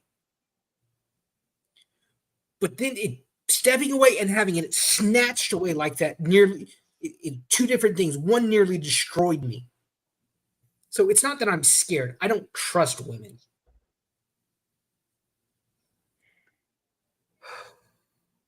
And yet you trust me, nerd. I know, it's like shooting myself in the foot. I know. Okay, no. See, I love you, Shelly. You know I do. I know, but I know, nerd. I gotta bring him down. Listen, Well, thank you for sharing your truth, bro. I appreciate it. I think that's He's like my brother. I think so. it's understandable why you wouldn't trust some women, right? Yeah. But you trust women. I mean, I've had girlfriends since then, right? But I've always like, okay, I've always kind of walked on a razor's edge sometimes with them. Yeah, you know. Worry. Yeah, it's good, not that thing. Am I going to good. do something wrong that's going to bring out her vindictive side? And I mean, I mean, it's Okay. just that little thought in the back of my head that I'm like, okay, how am I going? If this happens again, what's going to go on? What's going to happen to me if this happens again? I don't think you will let it happen again. No, I'm going to try not to. I mean, I mean, here's the thing: it's like trust is earned, right? Mm-hmm. It's going to be a lot longer for you to. You'll see the signs because narcissists love revealing themselves to their victims. They love it, right? So she's going to reveal herself almost immediately. You know, I've had conversations with men where the man was dealing with a woman and they get in an argument. He raises his voice a little too loud. She calls the cops. Cops come and he's like, "You called the cops?" And now keep in mind, he's not telling her. She didn't tell him that she called the cops. She just called the cops. Cops come. She gets butt naked and open the door and say, "Hey, fellas. Is anything wrong?" "Oh no, everything's fine. We're good." Oh my goodness. And she's standing butt naked in front of the cops. Close the door, and she says to him, "You ever talk to me like that again, I have you thrown in jail." I just got goosebumps. That's just evil. Yeah, it's but evil.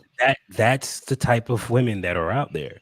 You know what I mean? So it's like that's why when you get a woman that's throwing herself at you, you run for the hills. You run.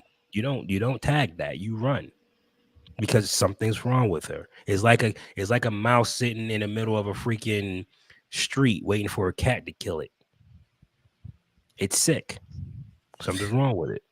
Yeah, I had a girlfriend a few years ago, about 2-3 years ago, that about 6 months into the relationship, she started basically planning our wedding.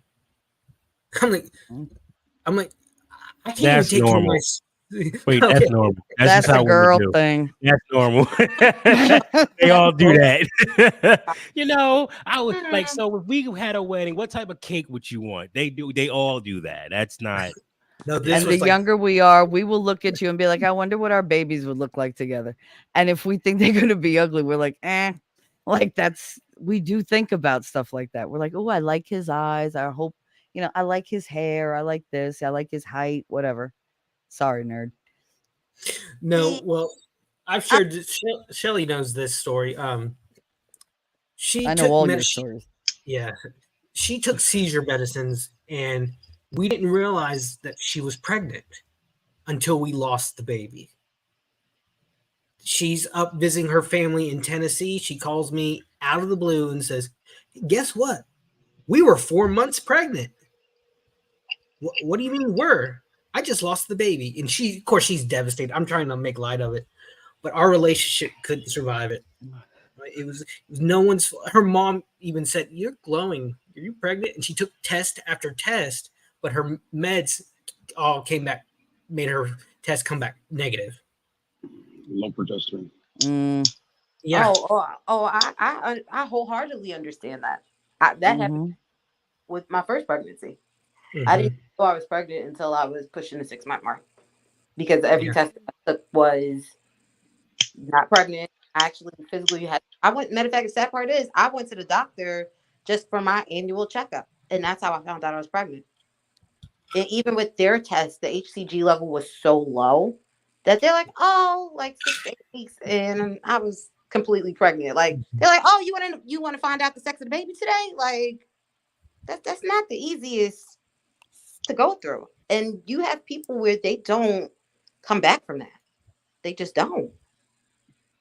Yeah, our relationship, she's moved on. She's got a kid with another guy. I'm happy for her, beautiful baby girl. So our relationship could not recover. And it's like today, of all days, I'm sitting outside of work and I'm scrolling through Facebook and I'm scrolling through the videos, and I come to a clip from that show, The Neighborhood. What's his name? Cedric the Entertainer. It stars in it, and it's about a white couple moving into a black neighborhood, and she had lost the white neighbor had lost a baby, and she's ignoring it. She's basically doing everything she can to keep from confronting it. And I'm sitting there just thinking, because every July when the baby was supposed to be born is so hard for me. Good night, Rabbit. Good night, I love you. And I'm sitting there thinking, and the husband is mourning as well. Because a lot of people, I shouldn't say some people think that, okay, it's just the woman suffering. Yeah, but what about the father too? And I'm sitting there, I had to go wash my face. I was crying so much. I'm like, I gotta get my snot and stuff, because I'm thinking the pain I went through with my ex, and just wishing I could take that pain from her. And it was just, oh man. It's okay, Nick. I'm just happy she's found happiness. Even though it wasn't with me.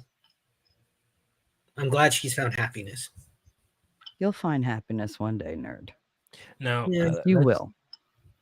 Can we break it up a little bit? Let's boost. Sorry, I'm bringing down the road.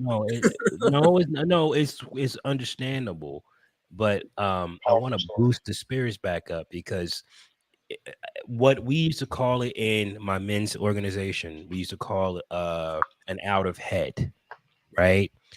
Because it gets so deep, and it's like sometimes you get to those places where it's like you're ready to break and all of this stuff, and we use an out of head to get ourselves back, bring the spirits back up, because we want to leave on a good note, not on a bad note, right? So let's bring the energy back up. And I want to ask Caitlin, Shelly, and Erica P a question.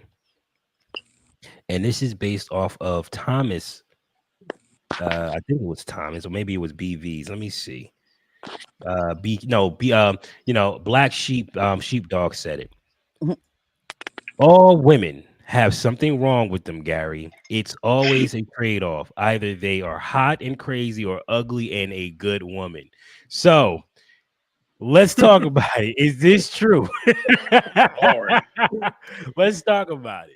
Talk about black and be white. Quiet. This is for the women to talk. Let's let them have this conversation. You got it. I mean, sorry, go ahead. Yeah. I was gonna be quick with it. I feel like everybody got a little crazy now. All right, so we're going to stop it right there. It says women. I'm not a woman. Stone's not a woman. No, I'm Outpost is not a saying woman. I feel like every woman has a little crazy in her. Okay, there you go. Mm-hmm. And That's it. Up to them to see if they could deal with the level of crazy that they had. Mm-hmm. Hey, what are your thoughts? I mean, not far off. There's a literal thing called a crazy hot scale, and the hotter they get, the crazier they can be. It's so good. Please elaborate. I never heard this. You want to So see? there's Hold on. Let me see. I'll go find it You for can you. find the clip. Yes, because it's amazing. Women are crazy, and they can start from the lowest crazy and be the top crazy. They also can be, moderately good looking to all the way good looking. And it goes on a scale. And the hotter she is, the more crazy she's probably got going on with her. A Because she lot can of get away with women- it. Yes, absolutely. Mhm. No, I'm A thinking lot that of she's women right. know that about themselves and have found ways to seek help to moderate their crazy a little bit. But I mean, even the nicest girl has a little bit of crazy in her. You just have to set the Mhm. wrong button off. Isn't that anyone though? Hmm? Couldn't that be anyone? You press a particular button or hit a switch, and you can set anyone off. Correct. That's why I Absolutely. said I feel like everybody got a little crazy. Mhm. Because for me, what may set me off may not set Caitlin off, may not set off Shelly. But something that, is going to turn them crazy may do the same to me. So that's why I said everybody has a little bit. It's just as whoever's going to date me or date them has to make sure that their crazy is going to balance them out. Because my thing is, if you marry me for better or for worse, maybe my crazy might be the worst part of me. Maybe it's not. And you have to be okay with accepting that crazy. My husband, he's like, look, I know she go crazy sometimes, but she mellow herself out. So we good. Yeah. My My dad always. husband is a Oh, sorry. huge reason that I mellow out sometimes. I can be a little hot-headed.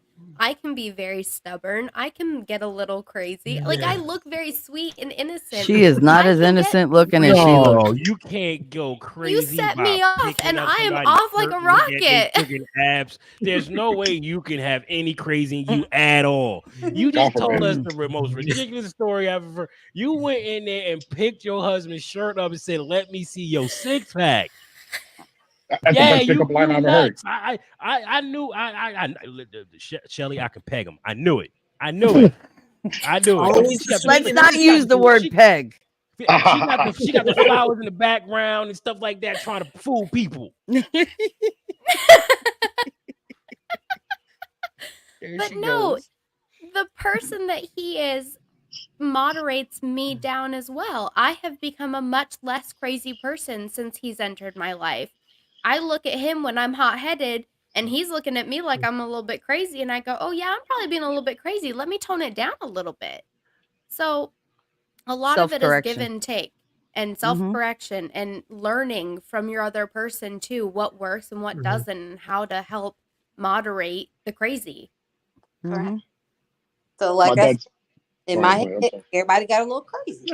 I know They me. do. I will work myself with doing every task under the sun, and it'd be like, "How about you go sit down?" I don't want to go sit down. You need to go have a seat. You're trying to do too much. Sometimes I gotta listen. My crazy took over, and my partner had to rein me in. So yeah. Now, okay, so now we've established that just about every woman knows that they're crazy.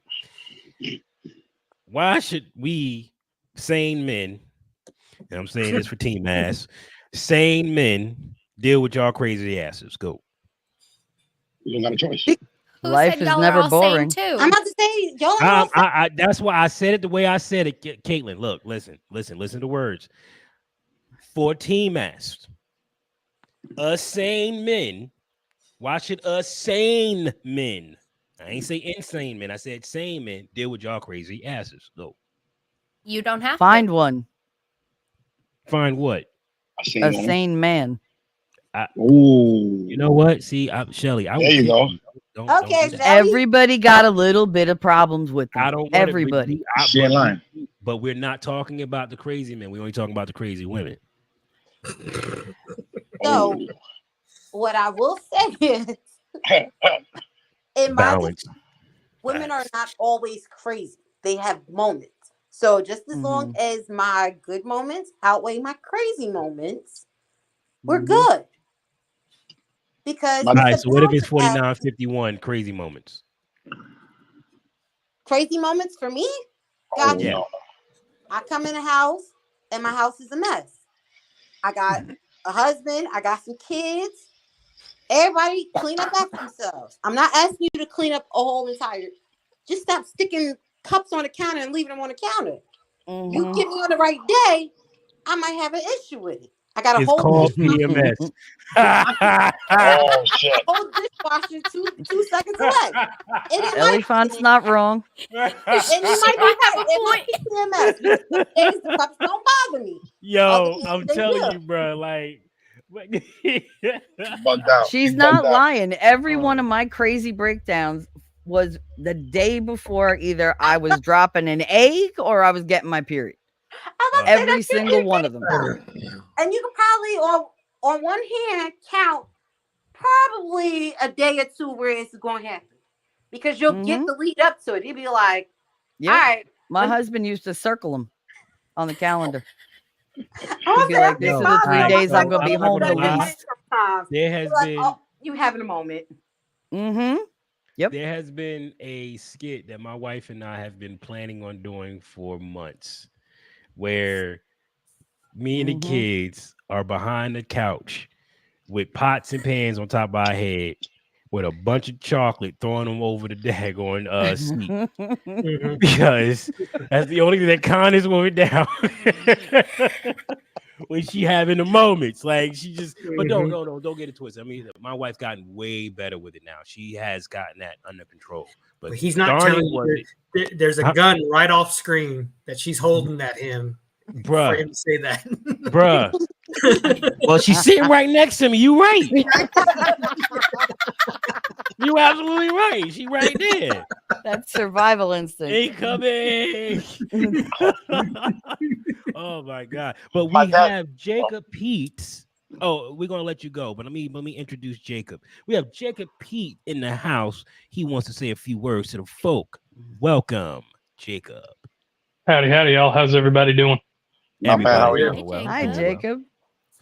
Hey, so real quick, who's bouncing out? Because I got a couple of things I want to say to Outpost real quick before he bounces. No, I'm not. I can stay a Okay. while. So first things first, man, I feel for you, brother. I apologize that you had to go through all that you were talking about, specifically with the miscarriage. When Thank you. my wife and I, we were probably 17 when I found out that I had a miscarriage. And could I have been a father then? No. Do I still have thoughts about how I could have a 7-year-old? Yeah, that's a little fucking wild to me. Excuse me. Freaking. I work in a shop, y'all, so just I apologize in advance. I'm gonna try to keep it down though for Gary. But yeah, I mean, for me, I don't give a damn. It's friggin' YouTube. Oh, okay. Yeah. Yeah, no, but you know, I'm 24 now.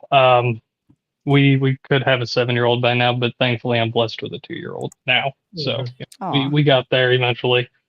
But it was tough for a while, man, because it was while we were on a break that it actually happened. Because we were young and stupid, and we didn't know that a relationship took work. We thought it was just all supposed to be natural, and nothing good, ever needs work, right? Well, we were wrong.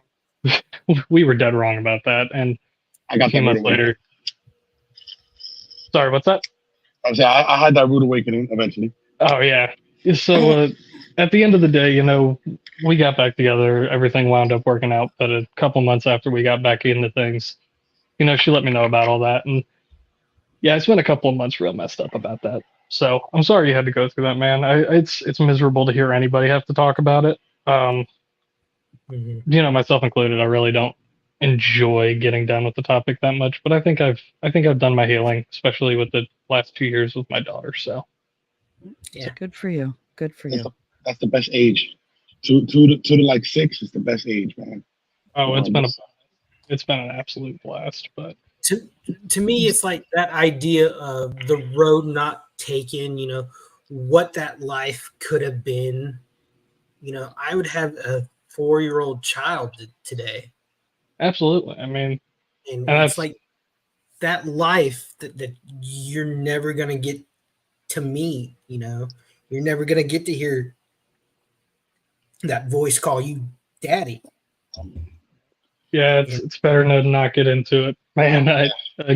I've it's been 7 years for me since it's happened. There's still thoughts about it. I could be in such a different place right now. The rough thing about it is like when I was 17, I was working in a tire shop. It could have kicked my behind into gear to do something better for myself. Now, thankfully, I work at a little bit of a better place. I work at a heavy equipment dealership, so making a little bit more money. But where could I be if I'd gotten my behind into gear 7 years ago instead of 4 years ago? It's better to just not get into it because my life isn't all sunshine and rainbows right now. I mean, it's a single income household with 3 mouths to feed. And unfortunately, we are having to live with my mother right now because God bless you. The housing market is hell. Yeah. God bless you, bro. Like, I shoot 3 dog. I want to give you a piece of advice that I have a 12-year-old, and you cherish them when they're little because once they let go, and when they hold your hand when they're little and stuff, once they let go of their hand, they don't grab it again. They grab it when it's time for you to go. So that's what I tell everyone: just cherish them as much as you can when they're little. 'Cause, I see my 12-year-old, and I take her to the mall, and she's like, "All right, peace." I give her $50, and she's like, "All right, bye." And I'm like, Wait a "Oh second. man, like." Oh, I wholeheartedly understand. I got a 11-year-old. Hits you right in the heart. Bro, I cried. I cried the first time. Oh, you don't want me to? You don't want me to wait with you? No, you No. jumped out the car. I can't even get a back to school picture. Like, Check this out. Check this out. When she told me, "Dad, can you take me to the mall?" It was like a couple weeks ago. I'm like, "Yeah, sure." So I go to the house to pick her up. She had 2 friends with her, so they all. I didn't even know about that. They all hop in the car. I drop her off at Willowbrook Mall, and she's like, "All right." I give her like $50. She's like, "All right, Dad, peace," and just leaves. Like, no kiss, no. I'm like, wow, bro. And it was like weird because like that was like my first time dropping off, and I'm like, damn, bro, like that's it. She leaving. It's over. Yeah. Yep. I was No, like, I mean, crap.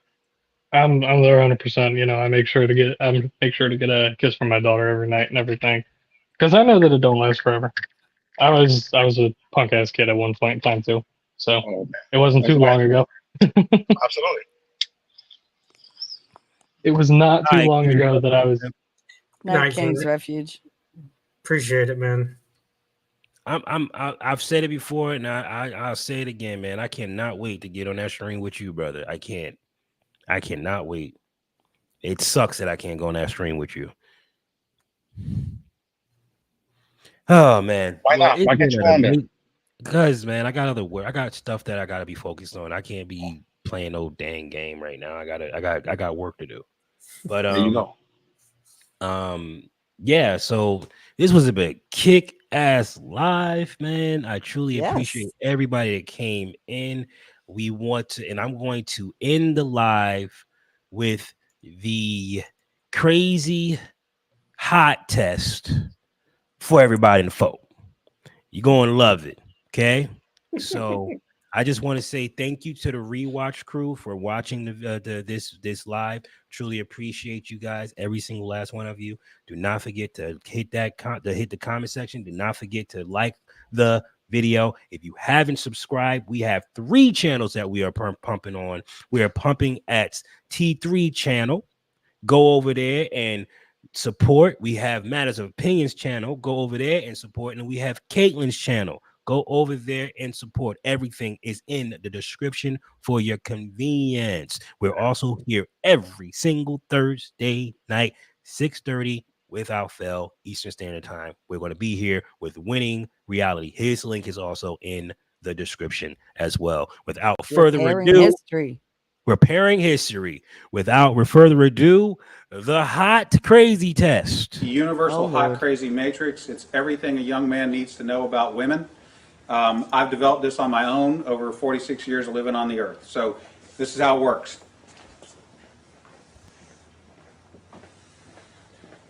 You have your crazy axis and your hot axis.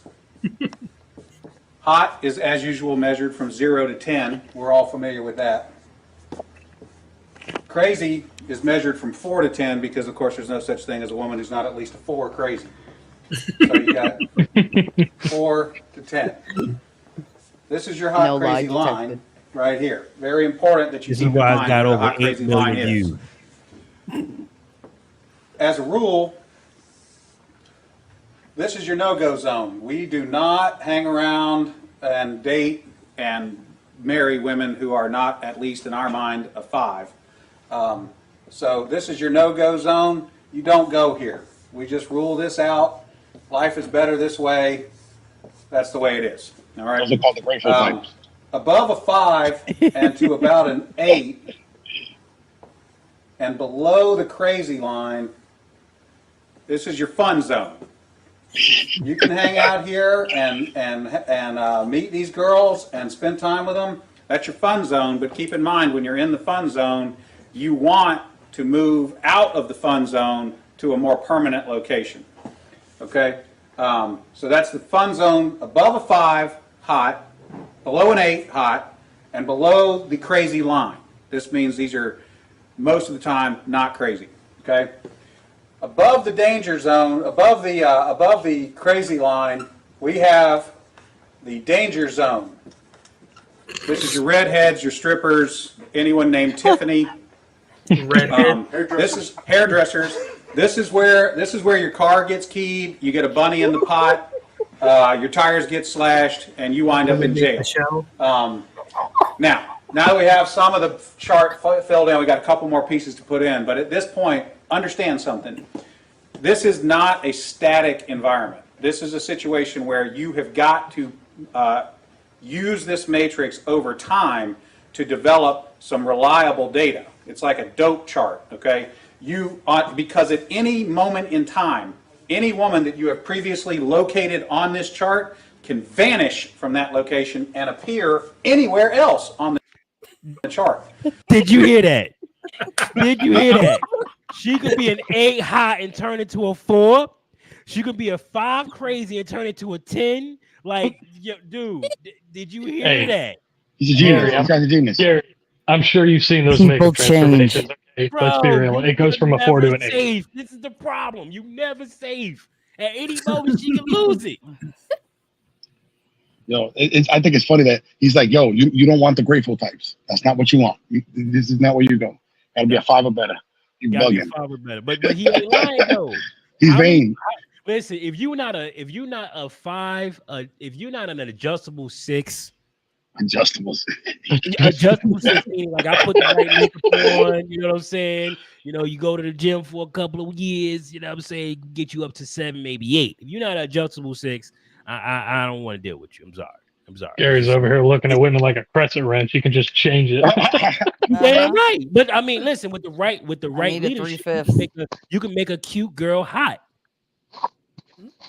I think it's all perspective because, like, you know, you see like a bigger woman, if she takes care of herself and, like, you know, worries about her appearance, that automatically boosts her like oh yeah, personally I have a lot of things to go with it, but I don't like fat girls. Sorry, no way. Oh, but but other people do. Not me either, but you know, other people do. That's why I said me. I said me. I don't do the fat girl. Like me, like a woman who can stimulate me mentally. That's like everything for me.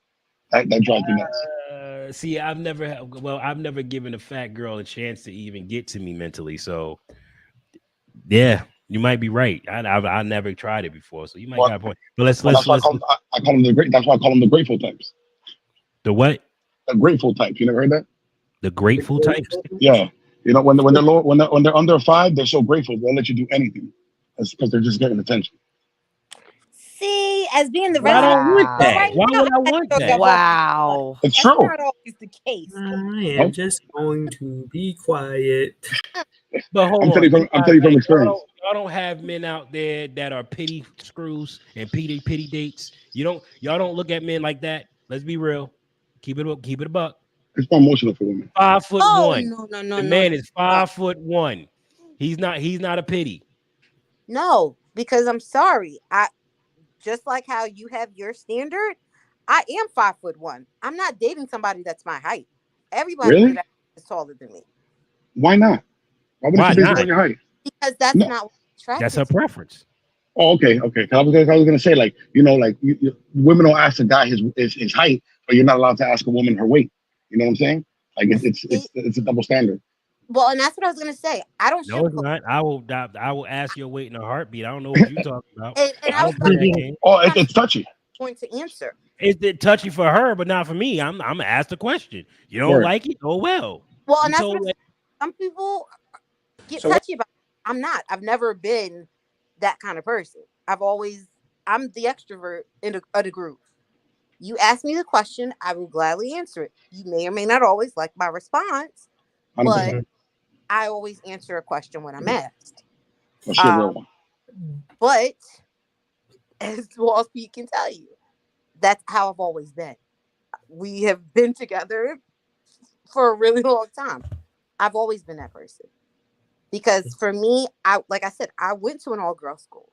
I saw how people lied about things. I chose not to be that kind of person. My parents didn't raise me to be that kind of person.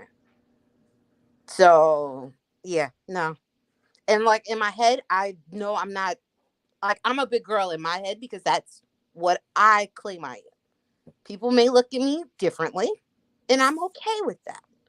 But, like I said, I am the resident fat girl at the moment. No. Certain things you just don't do. Being fat, skinny, or anything in between. I'm not the type of person that's going to give a pity leg. If I like you, I like you, and not choosing to mess with you. But I've always had the assumption if I'm dating you, I'm dating with a purpose. That's how I've always dated. So let's go ahead. Back to your crazy story. Your crazy. Shelly, Yeah. What? Someone shorter than me and you. Wow. Shut up. The fact of the matter is, you're not shorter than me, so you're my height exactly.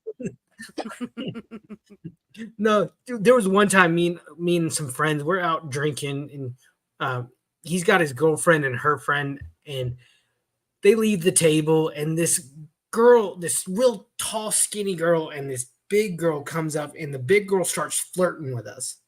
My friend, without missing a beat, says, "My girlfriend's in the bathroom." And they walk off, and my friend looks at me and says, "Dude, I think she wanted you." I'm like, "No." But then about an hour or two later, we see her leaving the bar with a guy on each arm. And I looked at my buddy and said, "No, dude, she didn't want me. She wanted us." She was like, "That's a hill I want to climb." Mm-hmm. No, not for me. My preference is tall women. I've gone to Oh like. my god, I appreciate love tall women. I'm not gonna lie. Oh, it's the best. adore It is the best, bro. Oh my God. Man, tall women, those legs that go forever. Oh man. Yes. Oh. Anyway, let's continue because I can't think like that no more. Let's go. What you have to do is over time collect some data, and once you have a cluster of data points, you can begin to consider that reliable. Now, moving on, you have this zone here. This is below the crazy line, above an 8 hot, but still, about a 7 crazy. This is your date zone. You can stay in the date zone indefinitely. These are women that you introduce to your friends and your family. They're good looking and they're reasonably not crazy most of the time. Okay, so you can stay here indefinitely. Now, above an 8 hot and between about a 7 and a 5 crazy, this is your wife zone. Okay? When you meet this girl, you should consider a long-term relationship. This zone is not scaled to size. This is a representation and not an actual. This is not a pie chart showing you how many of these people are out there. This is simply a representation of what you're after. You want to be 5 to 7 crazy above an 8 hot. That's your wife zone. Okay? Now, below a 5 crazy and above an 8 hot, this is your unicorn zone. These things don't exist. If you find a unicorn, please capture it safely, keep it alive. We'd like to study it and maybe look at how to replicate that. Yo. We'd like to study it. Oh my They God. don't exist, okay? So if she is a 9 hot and a 2 crazy, she's a narcissist. She's playing you, dog. Mm-hmm. Wow. Playing you. All right? That's what it is. They don't exist. All right, He, these he are got me. women. These are the Stepford They type adapt to wives. You know give you what I'm what saying? you Stepford want. wives, they really robots. You know Oh what my I'm God. saying? You know. I'm going through the Rolodex in my mind, and he's so right. It's crazy. Yes. Mhm. 'Cause they Every go super hot nuts. woman is they're crazy. Yes. Oh my God. And they wonder why they're always single. It's because I don't got time for the foolishness. So I was explaining this to a guy one time, and he said, "Wait a minute. I met this girl, and she's like smoking hot. She's like at least a 9, and she's chill. She's totally cool. She's like not even a 3 crazy." I said, "You're telling me you've met a girl, she's a 9 hot, and she's like a 2 or a 3 crazy?" He said, "Yeah, man, I like her a lot." I said, "You should be careful. That's a dude. You're talking to a tranny." Oh Jesus! So you got to be careful, because down here below a 4 crazy and above an 8 hot, you're probably talking to a dude. That is the universal hot crazy matrix. Wow. All right, Dana, that was pretty good. Now, let me ask you, like, for the women watching, is there a male version of that? I mean, would it also be? Oh yeah, it's a little if, simpler. If a dude is super hot, okay. Yeah, it's a little simpler, but we can do it real quick. It doesn't take very long at all. For women, this is your matrix. You got your cute axis, and you got your money axis. Okay, and if you have, there's only 3 sections. Women have a very large no-go zone. This is for dudes who are neither hot nor have a lot of money. You'll notice over here, this is the husband section. Once you cross a line and have sufficient amounts of money, it is no longer relevant how hot you are. And then women have a fun zone here where a dude is broke but hot. That is the cute versus rich matrix for women. Those are the ones I dated. Oh, I'm not gonna say God, that guy is brilliant. He's Give that man a Nobel Peace Prize. What's his name? I gotta look him up. He's a jewel, and he did oh my God, he did an update like years ago on this chart. But that one was everything to me. I remember when I first saw that, it was years ago, and because I was wondering if my wife was crazy, okay? Because I was wondering if she was crazy, okay? And I came across this damn thing, and I couldn't wait to show her. I showed her, she flipped. She was laughing her ass off. She was like, "It's so true. It is so like you can't deny it. It's so true."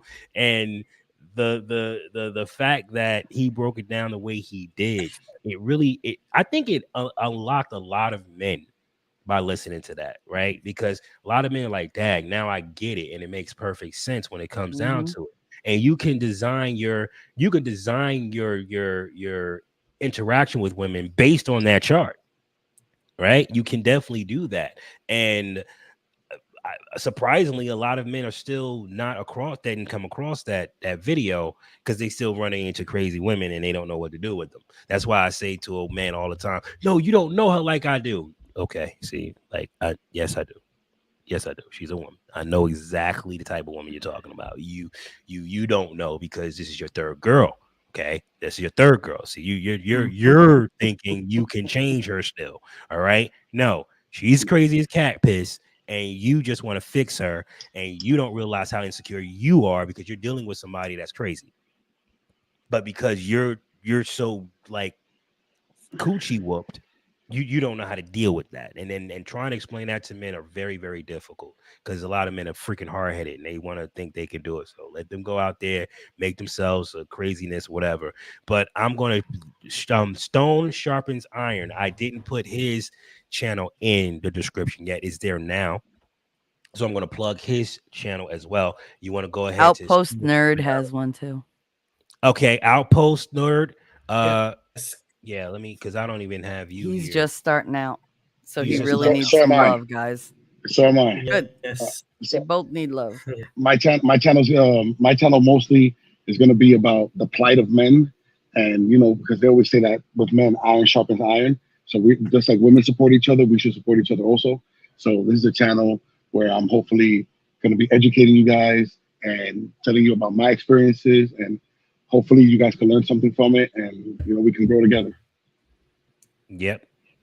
So anybody else have anything else to say? You want to say some last words, Outpost? Yeah, I really appreciate the opportunity to share my story. I think,